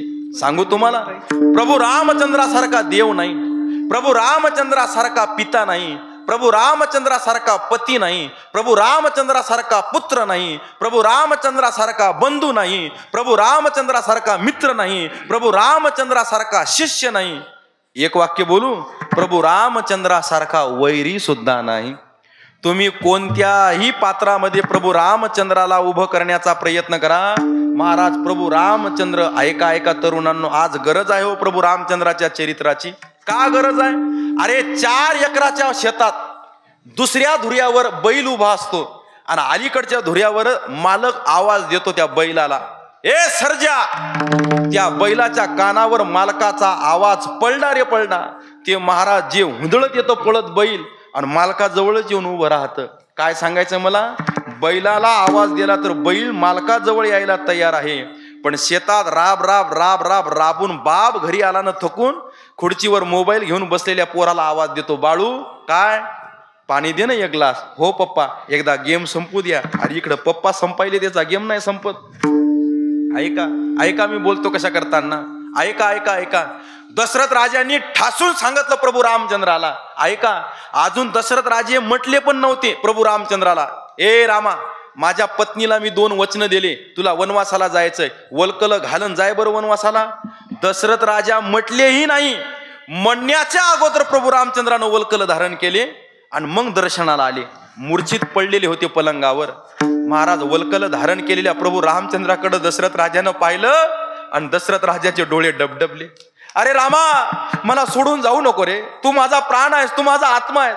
तू जर गेला तर मी जिवंत नाही राहणार रे रामा, नको जाऊ. माझ्या बायकोला मी वचन दिले, ते पूर्ण करायचे का नाही करायचे ते मी ठरवील. खबरदार वनाला गेला तर. बाबा, तरुणांनो ऐका बरं का, बाबा उद्या माझा राज्याभिषेक होणार होता बाबा. हो, का बरं? का बरं म्हणजे तू माझा मोठा मुलगा आहेस, तो तुझा अधिकार आहे, ते तुझं कर्तव्य आहे. मग बाबा, मुलगा म्हणून मुलाचा अधिकार काय बापाच्या संपत्तीवर आणि इस्टेटवरच असतो का? बापाच्या वचनावर नसतो का? रघुकुल रीत सदा चली आई, प्राण जाय पर वचन न जाई. मुला बापाचं वचन पूर्ण करण्याचं कर्तव्य आणि अधिकार जर कोणाचा असेल तर तो म्हणजे महाराज मुलाचा आहे, मुलाचा. घडलेला प्रसंग सांगतो, जरा कान करून उंच ऐका ऐका ऐका. 85 वर्षाचं मथार आयुष्यभर संसारासाठी झटलं, अटॅक आला आणि मृत्युमुखी पडला. पहिला फोन गेला महाराज लेकीला. भावकीतले लोक, अरे दीदीला फोन करा, दीदीला फोन करा. गेले म्हणून फोन गेला नाही महाराज. मग काय, दीदी बाबाची तब्येत सिरियस झाली ग, जरा लवकर येतेस का? महाराज पाहुण्यानं गाडी काढली, गावात आली. रोडवरून महाराज मुलगी गाडीतून उतरली, धावतच घराकडे गेली. मी बोलतो ते माता माऊलीनं चित्र डोळ्यासमोर आणा. महाराज दरवाजाच्या, घराच्या मुख्य दरवाजातून त्या मुलीची नजर जेव्हा वसरीच्या भिंतीला गेली ना, तिने एकच किंचाळी ठोकली बाबाच्या नावानं. का? त्या वसरीच्या भिंतीला खिळा ठोकून बापाचा मृतदेह त्या पोरीनं पाहिला. बाबा धावत गेली, मेलेल्या बापाच्या मृतदेहाला कवटाळून लहानपणापासूनची एक एक आठवण काढून ती मुलगी रडू लागली. बाबा बाबा, अहो तुम्ही बिमार पडले पण दवाखान्यात पैसे खर्च होतील म्हणून डॉक्टरकडे न जाता आमच्या अंगाला साबण लावावी म्हणून त्या पैशामध्ये तुम्ही आमच्यासाठी साबण आणावे. स्वतः फटके कपडे घातले पण दिवाळीला ड्रेस मला नवीन आणून दिला. माझं लग्न चांगलं व्हावं म्हणून आठवडाभर वेळेवर न जेवता याच्या त्याच्या पुढे हात जोडून तुम्ही माझं लग्न चांगलं करण्याचा प्रयत्न केला. बाबा उठा हो, मला न बोलता गेले तुम्ही. मला बोलायचंय बाबा, उठा, मला बोलायचंय. माता मौलाना योग वाक्य बोलू. अरे मेलेल्या बापाच्या मड्याला किंमत जर कोणामुळं, तर बाजूला बसून रडणाऱ्या लेकीमुळं, रडणाऱ्या लेकीमुळं. का कन्या रत्न म्हणतो आपण, का मुलगी महत्वाची आहे महाराज. जरा कान उंच करून ऐकण्याचा प्रयत्न करा. पाहुणे खोळंबले, अंतविधी जवळ आली. म्हाताऱ्याला बाहेर काढला, आंघोळ घातली, तिरडीवर बांधलं, 4 खांदेकरी पुढे आले. आता तिरडी उचलणार. नांदेडचे शावकार आले बापा तिथं. खबरदार कोणा तिरडीला हात लावला तर. सगळे पाहुणे खोळंबले. गावातले प्रतिष्ठित माणसं त्यांच्या समोर गेले. शावकार काय झालं, प्रसंग काय, तुम्ही करताय काय? प्रसंग काय म्हणजे झालं काय? या म्हाताऱ्यानं 1 वर्ष अगोदर माझ्याकडून 1 लाखाचं कर्ज घेतलं. देणार कोण बोला. 1 लाखाचे 2 लाख झाले. 2 लाख ऐकली की 2 पोरं पाहुण्या मागच लपले. महाराज एकमेकाला डोळे दाखवू लागले, तू दे ना. ते म्हणे मी का देऊ, म्हातारं माझ्यात होतं, दवाखाने मी केले, मग काय फुकट केलं काय? 2 एकर जास्त घेतलं ना. बापाच्या मड्यावर 2 पोराचे भांडणं चालू झाले. हो, सत्यस्थिती सांगतोय तुम्हाला.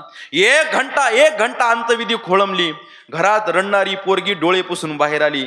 दादा काय झालं हो? माझ्या बाबाचं आयुष्य फार कठीण प्रसंगामध्ये गेलं, दुःखात गेलं. अंतविधी तर सुखामध्ये होऊ द्या. झालं काय? पोरी तुझ्या म्हाताऱ्यानं, तुझ्या बाबानं 1 वर्ष अगोदर 1 लाखाचं कर्ज घेतलं. एकाचे 2 लाख झाले, कोण देणार? एका क्षणाचा विलंब न करता हातातल्या सोन्याच्या बांगड्या काढल्या, गळ्यातले महाराज दागिने काढले आणि सोन्याचे दागिने त्या शावकाराच्या हातावर ठेवले. काय तुमचं कर्ज आहे, दागिने विका आणि फेडा, पण माझ्या बाबाच्या अंतविधीमध्ये कोणता व्यत्यय आणू नका. शावकाराचे डोळे डबडबले. मुलीला दागिने वापस दिले. आणि महाराज त्या डबडबलेल्या डोळ्यानं तो सावकार त्या मुलीला बोलू लागला, अगं दिदी, तुझ्या बाबांनी माझ्याकडून 1 लाखाचं कर्ज नाही घेतलं, मग मी तुझ्या बाबाकडून 1 लाखाचं कर्ज घेतलं होतं. 1 लाखाचे 2 लाख झाले, दोन्ही खिशात हात घातले, 1 लाखाचे 2 बंड काढले, पोरीच्या हातात ठेवले. वापस देण्यासाठी खरा वारसदार शोधू लागलो. तू आहेस खरा वारसदार, तू. ऐका, मुलीच्या हातावर लाखाचे 2 बंडल पाहिले, मग दोन्ही पोरं गळे काढून रडू लागले, बाबा. आता बाबा नाही, आता बंडल. महाराज, जरा कान उंच करून ऐकण्याचा प्रयत्न करा. आपण फक्त म्हणतोच कुळी कन्या पुत्र, काही राहिले नाही. म्हणून का राम म्हणता रामची होईजे. तुम्ही कोणतंही पात्र काढा हो रामायणातलं, कोणतंही. आज आपण महाराज मोठमोठ्यानं जय घोष करतो, देशाची एकता टिकली पाहिजे, देशाची एकता टिकली पाहिजे. अरे पण देशाची एकता टिकवण्याची सुरुवात कुठून झाली पाहिजे? आपल्या घरातून झाली पाहिजे. आमचे गुरुवर्य ढोक बाबा यांचं रामायणातलं एक वाक्य आहे. रामायणातलं ढोक बाबा म्हणतात, अरे ज्याच्या सोबत रक्ताचा संबंध नसताना मित्रासाठी धाब्यावर लाखो रुपयाचा चुराडा चाललाय आणि सख्या भावाच्या घशावर ईदभर बांधासाठी कुऱ्हाडी चालले आहेत, तेव्हा प्रश्न पडतो, का राम म्हणता रामची होईजे. महाराज आहे आपल्या घरामध्ये एकी आहे. कवी एका ठिकाणी लिहितोय, घर कशाला म्हणतात माता माऊल्यांनो? घर असावे घरासारखे, नकोत नुसत्या भिंती, त्यात असावा प्रेम जिवाळा, नकोत नुसत्या नाती. नाती तर खंडीभर झाल्यात महाराज, पण त्या नात्यामध्ये प्रेम किती आहे हे पाहणं पण महत्वाचं आहे ना. मराठीमध्ये एक पिक्चर निघून गेला आपल्या मराठीमध्ये. त्या पिक्चरचं नाव काय होतं माहित आहे का? सख्खा भाऊ पक्का. लाज वाटावी महाराज आपल्याला, आपल्या महाराष्ट्रात अशा नावाचे पिक्चर निघावे. आणि होतं आमच्या गावामध्ये सूरज पाटील एक मोटरसायकल आहे, त्या मोटरसायकलच्या मागच्या मडगरोवर त्या माणसानं नाव काय टाकलं माहित आहे का? आपलेच गद्दार. काय वाटलं काय माहित त्याला, पण झालंय महाराज, खोटं नाही सांगत. जरा कान उंच. आणि हे असं का घडतंय आणि ही परिस्थिती आपल्या जीवनामध्ये का आली याचाही विचार करणं फार महत्वाचं आहे. आणि का, आणि तसं महाराज होतंय, तसं 4-4 बोटासाठी तो वाद अशा प्रकारे त्या ठिकाणी होतोय. महाराज आपल्याला हरवणारा, आपल्याला मागं टाकणारा, आपल्यासोबत वाद करणारा काय बाहेर देशातून नाही आला, बाहेर गावातून नाही आला, आपलाच असतो कोणीतरी. आपण माग, अहो एक हिंदीमध्ये मन आहे बघा, कोणाकोणाच्या लक्षात येते, किसी भी पेड़ के कटने का किस्सा ना होता, किसी भी पेड़ के कटने का किस्सा ना होता, अगर कुल्हाड़ी की पीछे लकड़ी का हिस्सा ना होता. अरे लोखंड, झाडाला तोडण्याची ताकद एकट्या लोखंडात नाही रे. त्या लोखंडालाच त्या झाडाचा जाद व्हाईच उपयोगात येतो आणि त्याला पाडण्याचा प्रयत्न करतो. सख्खे भाऊ हे त्या पॅनलमध्ये, हे त्या पॅनलमध्ये, हे या गटात, ते त्या गटात. महाराज करा ना, तुम्हाला काय राजकारण करायचंय, पण विकासाचं करा, वादाचं बिलकुल अशा प्रकारे त्या ठिकाणी राजकारण करू नका.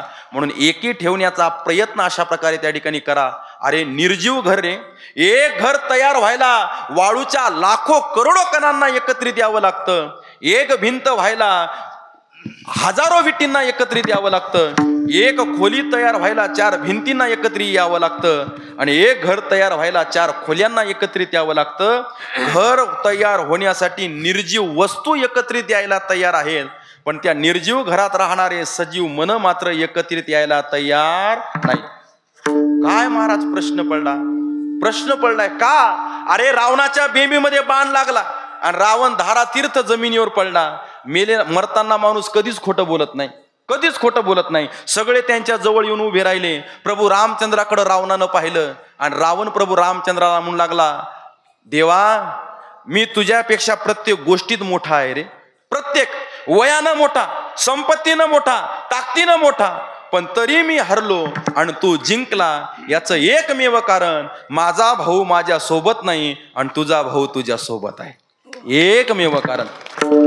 4 भाऊ असू द्या आणि एकी असू द्या, 2 भाऊ असू द्या आणि एकी असू द्या, अरे भावाची एकी असू द्या, सगळं गाव एकीकड आणि भाऊ एकीकड. महाराज मजाल कोणाची टाप त्या घराकडे वाईट नजर करून पाहण्याची, पण इथं आपलंच आपल्याला पटायला तयार नाही. अरे मध्यरात्री, रात्रीच्या 12 वाजता लक्ष्मणजी रडतायत. रडण्याचं कारण विचारलं लक्ष्मणजीला प्रभू रामचंद्रानं. काय सांगितलं असेल रडण्याचं कारण प्रभू रामचंद्राला लक्ष्मणजींनी? दादा उद्या सीतामातेच्या स्वयंवराचा पण एकमेव तुम्ही पूर्ण करणार. तुमच्या गळ्यामध्ये सीतामाता वरमाला अर्पण करणार, ती तुमची पत्नी होणार. मग हिच्यात रडण्यासारखं काय आहे?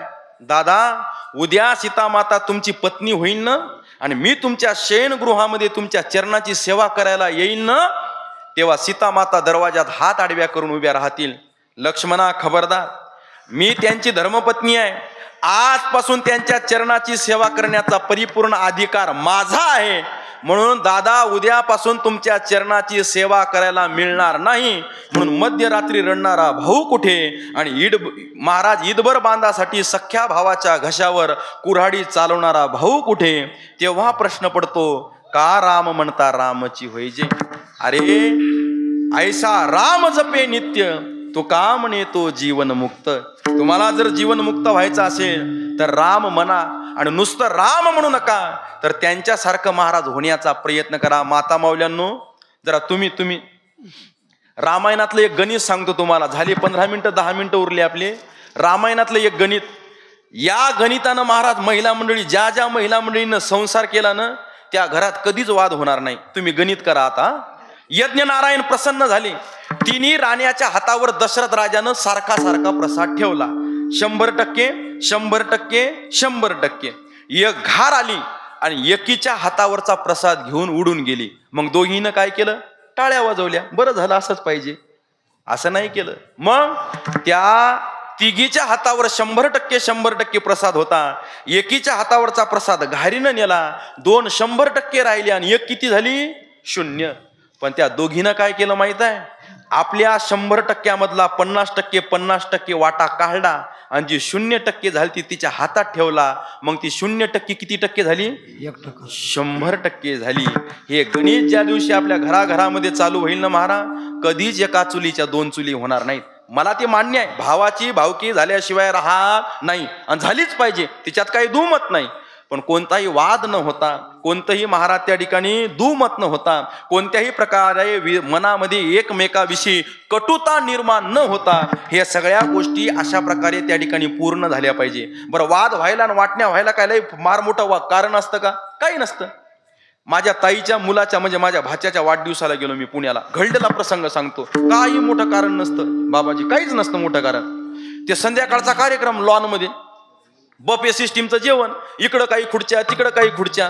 तेवढ्या गर्दीत महिला मंडळी, माझं 2 महिलांकडे लक्ष गेलं. एक जरा जाडजूड होती आणि एक अशी वाळली होती. ती जाड बाई मोठी जेव्हा जेव्हा खुर्चीवर बसायची ना, ही वाळली बाई अगोदर ती खुर्ची पुसायची. मला वाटलं ती वाळली बाई नौकरानी असली पाहिजे आणि मोठी बाई मालकीन असली पाहिजे. मी माझ्या ताईजवळ चौकशी केली. म्हणे वेड्या काय, घरावर भांडण आणतो काय आपल्या? ती मालकीला नौकरानी नाही, मग त्या जावा आहे. जावा म्हणलं की डोळ्यालाच पाणी आलं. म्हणलं बापरे, एवढ्या कलियुगामध्ये जावा मध्ये एवढं प्रेम. मोठी जाऊ खुर्चीवर बसण्याच्या अगोदर छोटी जाऊ खुर्ची पुसून काढते. म्हणलं तिचं नावगाव जाऊन विचारा, कीर्तन कथेत सांगायला कामा पडत. मी गेलो महाराज त्या छोट्या जाऊबाई पसई. म्हणलं का हो, काय, मला तुमचं दर्शन घेऊ द्या, दर्शन घेऊ द्या. का बरं? म्हणलं किती तुमचं मोठ्या जाऊबाईवर प्रेम हो. तुमची जाऊबाई खुर्चीवर बसण्याच्या अगोदर तुम्ही खुर्ची पुसून काढता. हाटमेल्या प्रेम काही नाही. मग तिनं साडी नेसली म्हणे माझी आज. महाराज, तिनं साडी नेसली, ती साडी खराब होऊ नये म्हणून मी काय करते, ती खुर्ची पुसते. असा राग आला. म्हणलं उचलाव खुर्चीन घालाव तिच्या मुडक्यात एकदा. पण ती मंडपवाल्याची होती, ती माझ्याच मागला लागला असतं, द्या खुर्ची द्या खुर्ची. विनोदाचा भाग सोडा, पण ही सत्यता आहे. तिला 1, तिला 2 आणि मला 1 का? तिला 1000ची मला 500ची का? त्यांना स्लॅबचं आम्हाला पत्राचं का? त्यांना काळीचं ना आम्हाला खडकाचं का? काळीन खडक काहीच करत नाही. मेहनतीच्या नशिबाच्या पुढं काहीच नसते. म्हणून का राम म्हणता रामची होईजे, जरा कान उंच करून ऐकण्याचा प्रयत्न करा. नुसतं राम म्हणायचं नाही, तर महाराज आपल्याला प्रभू रामचंद्रासारखं होण्याचा प्रयत्न करायचा आहे. आणि काही वेगळा ताण देण्याची गरज नाही. कामामध्ये काम काही म्हणा राम राम. तुमचे जे काम चालू आहेत त्या कामामध्ये महाराज तुम्ही राम राम म्हणू शकता. खोटं नाही सांगत महाराज. राम नावाची ताकद सांगू का तुम्हाला? राम म्हणत असताना र म्हणताना तोंड उघड ठेवावंच लागतं आणि म म्हणाला तोंड बंद करावंच लागतं.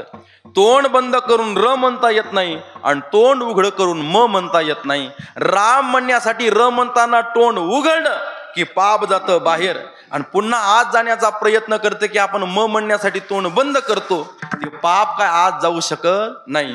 मग कुठं जातं? कीर्तनात बसून जे भजन करत नाही त्याच्या मानगुटीवर ते पाप जाऊन बसल्याशिवाय राहा नाही. म्हणून गोड भजन करा. विठोबा रखुमाई जय जय गोपाळ कुमारी गोपाळ कुमारी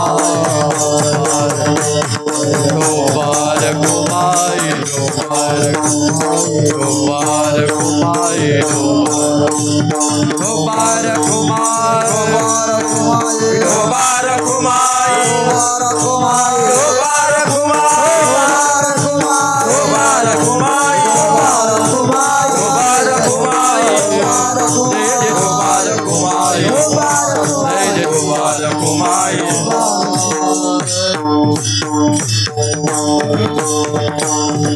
म्हणून सरळ सोपाय राम म्हणता रामची होईजे.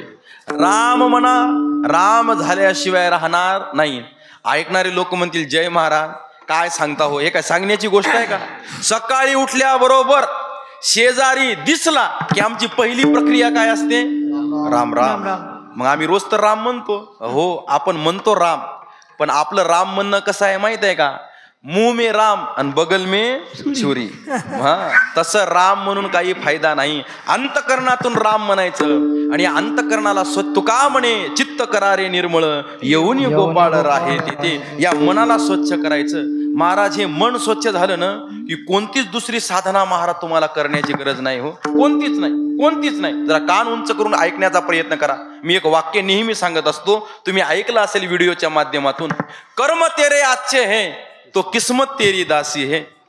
कर्म तेरे अच्छे है तो किस्मत तेरी दासी है.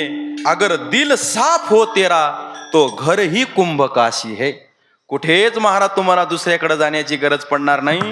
हे चित्त निर्मळ होईल तेव्हा, हे मन राम होईल तेव्हा. पण होतो का आपण राम? नाही. दुपारच्या 12 वाजता एका घरातून मला आवाज आला, ए पोरा उठ, दुपारचे 12 वाजले. असा कसा कुंभकर्णासारखा जन्माला आला रे? आला पण कोण आला? कुंभकर्ण. राम नाही आला. बाया बायामध्ये चर्चा करतात, अगं तुला सांगतो त्या बाईला बोलत जाऊ नको बरं. का? अगं ती बाई म्हणजे दुसरी मंथराच. आली पण सीता माता नाही आली. कोण आली? मंथरा. एक दोहा आहे फार छान भजन. कलियुग बैठा मार कुंडली जाऊ तो मैं कहा जाऊ. अब हर घर में रावण बैठा इतने राम कहा से लाऊ. म्हणून महाराज राम होता होता तुम्ही आम्ही सगळेजण कोण झालो? रावणच होऊन बसलो. तुकाराम महाराज एका ठिकाणी बोलतात, तुका म्हणे कैसे आंधळे हे जन गेले खऱ्या देवा विसरोनी. अरे राम व्हायचं तर आपण काय होऊन बसलो? रावणच अशा प्रकारे त्या ठिकाणी होऊन बसलो. एक उदाहरण सांगतो आणि थांबण्याचा प्रयत्न करतो. ऐकलं असेल तुम्ही, आपण कसे आंधळे आहोत पा. आंधळे म्हणजे डोळस असून आपण आंधळे आहोत. आणि तसं जर असल्यावर कशी फजिती होते ऐका. एका गावामध्ये एक व्यक्ती होता, संपला आपलं कीर्तन. त्याला महाराज एक दोष होता, एक बिमारी. कशाची? रात आंधळेपणाची. सूर्य मावळला की त्याचे डोळे बंद व्हायचे. पण त्यानं तो दोष कोणालाच कळू दिला नाही. जुना काळ होता, मुली मुबलक होत्या. पाहुण्यानं मजदिस्ती केली, त्याचं लग्न झालं. मुलगी पुन्हा महाराज सासरी येऊन माहेरी गेली आणि परतीला गेलेली वापस आणायला. आता या नवऱ्याला महाराज सासरवाडीला जायचं होतं. हे डोक्याला हात लावून बसलं. डोक्याला हात लावून त्याचा मित्र म्हणतो, का रे लग्न होत नव्हतं तेव्हाही टेन्शन आणि लग्न झाल्यावरही टेन्शन, काय झालं? त्यानं हातच जोडले मित्रापुढे. मित्रा मला माफ कर रे, तू माझा लहानपणीचा मित्र आहेस, पण मी माझा एक दोष तुझ्यापासून लपून ठेवला. कोणता? सूर्य मावळला की माझे डोळे बंद होतात. मला रात आंधळेपणाचा दोष आहे आणि आता मला मुक्कामी सासरवाडीला जायचंय. मग तिथं गेल्यावर मी आंधळा आहे. रात्री माझी नजर जाते. हे पाहुण्यांना कळेल. पाहुणे म्हणतील या पाहुण्यानं आम्हाला फसवलं. दोष सांगितला नाही, बिमारी सांगितली नाही. मला रागवतील, शिव्या देतील, मारतील. माझी पत्नी माझ्यासोबत पाठवणार नाही. तोही शेवटी मित्रच होता. ते म्हणला घाबरू नको, मी येतो तुझ्यासोबत सासरवाडीला. फक्त मी म्हणतो तसं ऐक. म्हणे काय हरकत नाही. सकाळी उठली की पहिल्याच गाडीनं महाराज सासरवाडी गाठली. आता सासरवाडीला महाराज जावई बुवा, तेही नवीन आणि तेही पहिल्यांदा. महाराज काय थाटमाट. 4-4 मेवणे होते. दाजी चला आमचं शेत दाखवतो. हे बस स्टँड कळलं, हे रोड कळलं, हे कॅनल कळलं, हे माळा कळलं, हे मळ्या कळलं. ते म्हणे एवढे कसे शेत आहेत रे तुम्हाला? कारण याला महाराज मुकाट्यानं रात्र होण्याच्या अगोदर घरी जायचं होतं आणि जेवून झोपायचं होतं. चला ना घरी. पोरं म्हणायची मेहुणी, अहो दाजी हे वावर बघून आपण एकदा, हे वावर बघून आपण एकदा. कसे बसे घरी गेले आणि पायावर पाणी घेतलं, सूर्य मावळा आणि याचे बल्ब बंद झाले. येणं मित्राला घेतला बाबा चिमटा, म्हणे गेले माझे डोळे. ते लहान लेकरं ते झुकझुक गाडी खेळत नाहीत का एकमेकाचं शर्ट पकडून, असं त्या मित्रानं आपलं शर्ट त्याच्या हातात दिलं, म्हणे पकड शर्ट ये माझ्या माग माग माग. ते गेलं महाराज माग माग, दाखवला सोफा, बसलो सोफ्यावर, दिला सासरे बुवाना आवाज, पाहुणे बुवा ताट वाढले चला जेवायला. त्यानं पकडलं मित्राचं शर्ट, निघलं त्याच्या माग माग माग. असं आसन टाकलेलं होतं, त्या आसनावर नेऊन त्याला उभं केलं.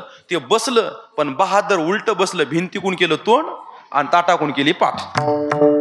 सासरे बुवा म्हणतात कालच 2100 रुपयाचं लग्नात वडगण लावलं आणि जावाई काय आज रुसला की काय, आज पण वडगण लावावं लागते. उलट तोंड करून का बसला? हो जावाई बुवा. काय मामा? अहो भिंतीकून का तोंड केलं? त्यानं मग भिताडाला हात लावला, अरे आपण भिंतीकून तोंड केलं. मग त्यानं तोंड फिरवलं, म्हणे काय नाही मामा, खिशातले पैसे मोजू लागलो, हवेनं उडतील म्हणून भिंतीकडे तोंड केलं म्हणे. तेही हुशारच होतं महाराज. ते मित्रांना हात पकडला, बासुंदी, आलूची भाजी, पुरी, भात, कर जेवण चालू. त्यानं हळूहळू जेवण सुरू करायला सुरुवात केली. शेळ्या मेंढ्या सासरे बुवाकडे बऱ्याच होत्या. 2-3 पिले महाराज अशीच उड्या मारू लागले. एक पिलू आलं आणि जावाई बुवाच्या ताटातली पुरीच घेऊन पळून गेलं. सासरे बुवा म्हणतात, हो जावाई बुवा काय? अहो त्या पिल्यानं पुरी नेली तुमच्या ताटातली. म्हणे हो मला माहित आहे, पण ते पिलूही तुमच्या घरचं आहे म्हणे, त्याला कसं नाही म्हणा. ते हुशारच होतं, पण त्याला वाटलं ते पिलू एकदा आलं ते पुन्हा आल्याशिवाय राहणार नाही, ओळखाव कसं. त्या पिल्ल्याच्या गळ्यात होती महाराज एक घुंगरू, घंटी. म्हणे घुंगराचा आवाज आला की समजायचं पिल्लू जवळ आलं. साडीन भगून घेऊन कढी वाढायला आली. अरे तुम्हाला अगोदरच कळालं वाटते. तिच्या पायात होते महाराज चेन घुंगराची. त्या घुंगराचा आवाज आला, त्याला वाटलं पिल्लू आला, यानं असा हात फिरवला, अहो मारा. जसा हात फिरवला महाराज, साडीन एकीकडं कडी एकीकडं दाजी. का मारलं? सासरे बुवा म्हणतात काय झालं? अहो काही नाही, ताटावर माश्या आल्या होत्या, त्या उडू लागलो म्हणे, हीच मदत आली त्याला, मी काय करू? कसं बस जेवण संपत आलं. सासरे बुवा आपल्या पत्नीला म्हणतात, का ग आपल्या शेतातल्या ऊसाचा पाक आणला काढून, तो वाढ म्हणलं तो वाढला नाही. अगं बाई विसरूनच गेली, जाऊ द्या आता आण, खाने के बाद कुछ मीठा हो जाए. महाराज ती आली बाई, पाक घेता का पाक घेता का? येणं हात आडवा लावला, म्हणे हेच खाता खाता नाकी नवाले आणि ते पाक कुठं खावा? त्यानं हात आडवा लावला की त्या चमच्याचा एक थेंब त्याच्या हातावर पडला, इथं वरून. त्यानं काय चिकट पडलं म्हणून चाटल्यावर तो पाक त्याला एवढा आवडला. पण एकदा नाही म्हणून पुन्हा द्या म्हणणं बरोबर वाटत नाही. त्याच्या मित्रानं जेवण झाल्यावर महाराज 8 वाट्या खाल्ला. मित्रानं त्याच्या बाजा टाकल्या झोपायला माडीवर. महाराज 12 वाजले रात्रीचे, याला कशाची झोप येते? एक थेंब चाटलेला महाराज त्याला झोपच येऊ देत नव्हता. त्यानं मारली कंबड्यात लात मित्राच्या. ते म्हणे झोपू देणार रे? ते म्हणे पाक खाल्ला का पाक? म्हणे 8 वाट्या खाल्ल्या. म्हणे एवढा कसा धकला तुला? ते म्हणे काय सांगू किती स्वादिष्ट होता, तू तर नाही म्हटला. म्हणे चल आपण आता खाऊ. म्हणे मूर्खा, रात्रीचे 12 वाजले, कोण देईल म्हणे आता आपल्याला पाक? म्हणे कशाला कोणाला उठवायचं, मुकाट्यानं किचन मध्ये जायचं, पाक खायचं आणि येऊन झोपायचं. म्हणे वा रे वा, मला माहित नाही तू आंधळा, काय करणार? ते म्हणे नाही, पाक खाल्ल्याशिवाय राहायचं नाही. या आंधळ का महाराज त्याला झोपू दे ना. शेवटी नाईलाज जाऊ झाला, त्याचं शर्ट पकडलं आणि गेले महाराज ते किचन मध्ये. ते जे डबे उघडायलं, भगुने पालते घालायलं, हे आंधळ दिसला का, सापडला का? अरे थांब रे बाबा, महाराज त्याला का कशात पाक सापडे ना. मग शेवटी महाराज त्या मित्राचं लक्ष गेलं वरी. शिंक्याला एक मडकं लावलेलं होतं. म्हणले तुझी सासू हुशार आहे गड्या, मुंग्या होऊ नये म्हणून तो पाक शिंक्याला मडक्यामध्ये बांधून ठेवलेला आहे. मग काढ ते मडकं खाली, आण स्टूल नाही, टेबल नाही, शिडी नाही. मग आता करावं काय? ते म्हणे पाकच खायचा का तुला? ते म्हणे हो. एका दरवाजा मागाशी एवढी वेळूची काडी होती. ते म्हणे एक काम कर, या मडक्या खाली उभा राह, असं बारीक छद्र पाडतो आणि धार खाली आली की त्याच्या खाली तुझी ओंजळच देतो. म्हणे पी किती पियायचा ते. केलं महाराज त्याला त्या मडक्या खाली उभं. त्यानं असं हळूहळू 2-3 प्रहार केले, त्या मडक्याला काही छद्र पडेना. त्यानं जराची ताकद लावली, छद्र नाही, ते मडकच गेलं फुटून. जावाई चिकट लोळ. महाराज अभिषेकच झाला जावायचा. काय केलं म्हणे तू? म्हणे पाक खायचा होता ना, चाट आता. अरे काय करावं आता? ते म्हणे तुझ्या सासऱ्याच्या घरी एका खोलीत कापूस पाहिला मी, त्या कापसात जाऊन लोळ म्हणे एकदा. का? त्याला वाटलं अंगाचा सगळा चिकटपणा कशाला जाईल, त्या कापसाला लागल. महाराज जावाई हो, पहिल्यांदा सासरवाडीत आला आणि जे कापसाच्या खोलीत जाऊन कापसावर लोट टाकला. मोकळं पटांगण घालील लोटांगण. महाराज त्याच्या अंगाचा चिकटपणा कापसाला नाही, सगळा कापूस त्याच्या अंगाला चिकटला, पांढरं भूतच झालं. उड्या मारता मारता सकाळचे 4 वाजले आणि सासूबाई सडा टाकायला उठल्याबरोबर पांढरं भूत पाहिले की चक्करच येऊन पडली. आता याच्या पुढं पण आहे ते, पण याच्या पुढे मी सांगूही शकत नाही, तुम्ही ऐकूही शकत नाही. मला सांगायचं काय, दृष्टी असून सुद्धा आपण ऐका महाराज, ज्याच्यासाठी जो नरदेह आम्हाला प्राप्त झालाय ते आपण न करता आपण वाम मार्गावर चालण्याचा प्रयत्न करतोय. म्हणून काय केलं पाहिजे तर राम म्हटलं पाहिजे. नुसतं राम नाही म्हटलं पाहिजे तर राम प्रभूच्यासारख्या विचाराचं आम्ही त्या ठिकाणी होण्याचा प्रयत्न केला पाहिजे. म्हणून राम म्हणता रामची होईजे, पदी बैसोनी पदवी घेईजे, यथामती यथावकाश. कीर्तनाच्या मर्यादित वेळेमध्ये या अभंगावर तुमच्या पुढे चिंतन मांडण्याचा प्रयत्न केला. एक शब्द महत्वाचा सांगितला मी, राम. मनानं राम व्हा, मनानं महाराज अशा प्रकारे त्या ठिकाणी काय व्हा, चांगलं व्हा, शुद्ध व्हा, पवित्र व्हा, तरच महाराज त्या ठिकाणी तुम्ही योग्य मार्गावर चालून खरी प्रगती तुमची झाल्याशिवाय राहणार नाही, तुम्हाला समाधान प्राप्त झाल्याशिवाय राहणार नाही. अन्यथा महाराज तुम्हाला कितीही धावपळ केली तरी सुखाची झोप प्राप्त होणार नाही. म्हणून असा थोडक्यात या अभंगाचा सार माझ्या बुद्धिभेदानं तुम्हाला सांगण्याचा प्रयत्न केलेला आहे. शेवटी मी एक तुम्हाला 2 मिनिटं वेळ घेऊन एक निमंत्रण देणार आहे. कशाचं निमंत्रण? अल्प वयामध्ये, अल्प काळामध्ये तुमच्या सगळ्यांच्या आशीर्वादामुळं महाराष्ट्रभर माझं नाव झालं. मी कीर्तनकार म्हणून फिरतो, रामकथा करतो, भागवत कथा करतो, शिवपुराण कथा करतो. आताही माझी भोकरजवळ चितगिरीला शिवपुराण कथा चालू आहे, तिथूनच मी आलो. पण या सगळ्या कथेच्या व्यतिरिक्त तुमच्या सगळ्याच्या आशीर्वादानं महाराष्ट्रात माझी एक वेगळ्या प्रकारची ओळख झाली. आणि ती ओळख म्हणजे काय, महाराष्ट्रातील पहिले श्री संत गजानन महाराजांचे चरित्र कथाकार कोण, तर सगळा महाराष्ट्र तुमच्या आशीर्वादानं माझ्याकडे पाहतोय. हा तुमच्या सगळ्यांचा आशीर्वाद आहे. मला जी टॉकीजवर 7 दिवसाची कथा झालेली आहे, एक भाग 21 अध्यायापैकी 9 अध्यायाची कथा जी टॉकीजला माझी झालेली आहे, तुम्ही पाहिली असेल. आताही त्यांचे फोन चालू आहेत की महाराज तुम्ही या आणि राहिलेला दुसरा भाग अजून पूर्ण करून जा. पण आता इकडंच फिरण्यामध्ये आपल्याला रिकाम पण नाही. त्याला म्हटलं आता मागच्या वर्षी सारखं वारी झाली की निवांत पावसाळ्यात आम्ही येतो, किंवा युट्यूबलाही तुम्ही माझं नाव टाकलं, कथा कीर्तन ऐकायला भेटतील, सोबत गजानन महाराजांचं चरित्रही तुम्हाला अशा प्रकारे श्रवण करायला भेटेल. हे कशासाठी सांगतोय, गजानन महाराजांच्या कृपेनं जो कृपा आशीर्वाद त्यांचा माझ्यावर पडला आणि गजानन महाराजांची कथा मी करायला लागलो. मग आता इथं थांबायचं नाही या दृष्टिकोनानं आम्ही वाशिममध्ये एका कार्यक्रमाचं आयोजन केलेलं आहे आणि त्याचं निमंत्रण मी तुम्हाला देणार आहे. 1 मे ते 7 मे वाशिमला लाखाळा नावाचा एक परिसर आहे, तिथं एक मोठं लेआउट आहे. त्या ग्राउंडवर 1 मे ते 7 मे गजानन महाराजांची चरित्र कथा आम्ही करणार आहे. कथेची वेळ आहे उन्हाळ्याचे दिवस असल्यामुळं सायंकाळी 7:30 ते 10 या वेळामध्ये गजानन महाराजांची चरित्र कथा होणार आहे. आणि विशेष 7 मेला म्हणजे सांगतेच्या दिवशी आम्ही एक उपक्रम ठेवलाय. कोणता? 11,111 लोक मिळून सगळ्यांना 52 ग्रंथ वाटप करण्यात येईल. गजानन महाराजांचा 52 ग्रंथ वाटप करून 11,111 लोक मिळून गजानन महाराजांची 52 म्हणणार आहेत आणि गिनीज वर्ल्ड बुक मध्ये त्या कार्यक्रमाची नोंद होणार आहे. ज्यांनी 52 लिहिली अशी गुरुवर्य सुरेश आबा शेवडे ते सुद्धा कार्यक्रमाला उपस्थित राहणार आहेत.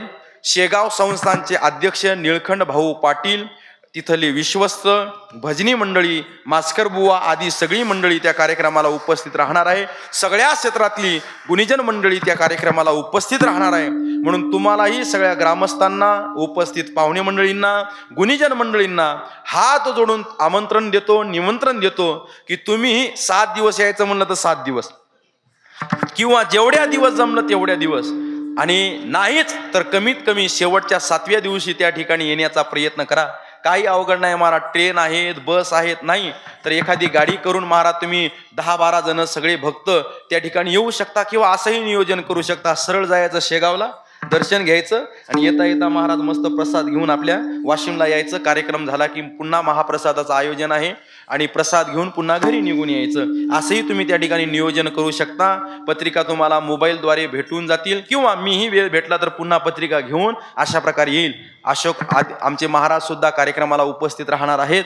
तरी सगळ्यांना या ठिकाणी मी या कीर्तनाच्या माध्यमातून निमंत्रण देतो. सगळ्यांनी जास्तीत जास्त संख्येने त्या कार्यक्रमाला यायचं आहे. आपल्या परीनं जशी मदत करण्याचा प्रयत्न करता येईल तसा प्रयत्न त्या कार्यक्रमाला करायचा आहे. मी सुद्धा वैयक्तिक घरचा सुद्धा आणि आज तागायत कीर्तनाच्या कथेच्या माध्यमातून जे काही जमा झालेलं आहे ते सुद्धा त्या कार्यक्रमामध्ये खर्च करण्याचा प्रयत्न करतोय. आणि महाराजांचं एक मोठं कार्य आम्हाला त्या ठिकाणी पार पाडायचं आहे. म्हणून सगळ्यांना त्या कार्यक्रमाचं आमंत्रण. एकल्याचा नो हे खेळ म्हणून मेळ जमविला. तरुण तडफदार आमचे गणेश महाराज कीर्तनाला मृदंगाची साथ करायला उपस्थित राहिले. कोटी कोटी धन्यवाद. सगळी ज्येष्ठ श्रेष्ठ वारकरी टाळकरी गायनाचार्य मंडळी, सगळ्या गायनाचार्य टाळकरी मंडळीचे कोटी कोटी धन्यवाद. गावातलीही काही बाल गोपाल तरुण मित्रमंडळ टाळ घेऊन उभे आहेत त्यांचे सुद्धा महाराज धन्यवाद. आमचे अशोक महाराज असतील, विनेकरी असतील, विशेष करून साऊंड सिस्टीमवाले असतील, आमचे शूटिंग करणारे यूट्यूबवाले दादा असतील, आदी करून पाहुणे मंडळी, कीर्तनाला उपस्थित पंचक्रोशीतील मंडळी, गावातील महिला मंडळ, पुरुष मंडळ तथा गुरुवर्य श्री हरिभक्तपरायण भागवताचार्य एकनाथ महाराज मस्के हे सुद्धा कीर्तनाला वेळात वेळ काढून उपस्थित राहिले. त्याचबरोबर आजच्या दिवसाचे जे 40 यजमान आहेत, 40 कुटुंब, त्या 40 कुटुंबाचे सुद्धा आणि या सप्ताहाला प्रत्यक्ष अप्रत्यक्षरित्या जे जे कोणी सहकार्य करते त्याला सुद्धा मी पहिल्यांदाही एक वाक्य बोललो बरं का. आता अति उत्साह अशा प्रकारे तुम्ही सप्ताहामध्ये आणलेला आहे. सगळे मिळून तुम्ही महाराज आता या सप्ताहामध्ये त्या ठिकाणी उतरलेला आहात. हीच प्रक्रिया, हाच नियम इथून पुढे महाराज त्या ठिकाणी चालू ठेवण्याचा प्रयत्न त्या ठिकाणी करा. आणि या सप्ताहाला अजून कसं कसं चांगलं नियोजनबद्ध अशा प्रकारे करण्याचा प्रयत्न करता येईल. अशा प्रकारे नांदेड भागामध्ये या ठिकाणी आपल्या सप्ताहाची कीर्ती व्हावी एवढंच अशा प्रकारे त्या ठिकाणी बोलतो. पुनश्च सगळ्यांचे कोटी कोटी धन्यवाद मानून लांबलेली कीर्तनरूपी सेवा मारुती रायाच्या चरणी लीन करतो. ज्ञानेश्वर माऊली, ज्ञानराज माऊली, ज्ञानेश्वर माऊली, ज्ञानराज माऊली, ज्ञानेश्वर माऊली, ज्ञानराज माऊली, ज्ञानेश्वर माऊली, ज्ञानराज माऊली.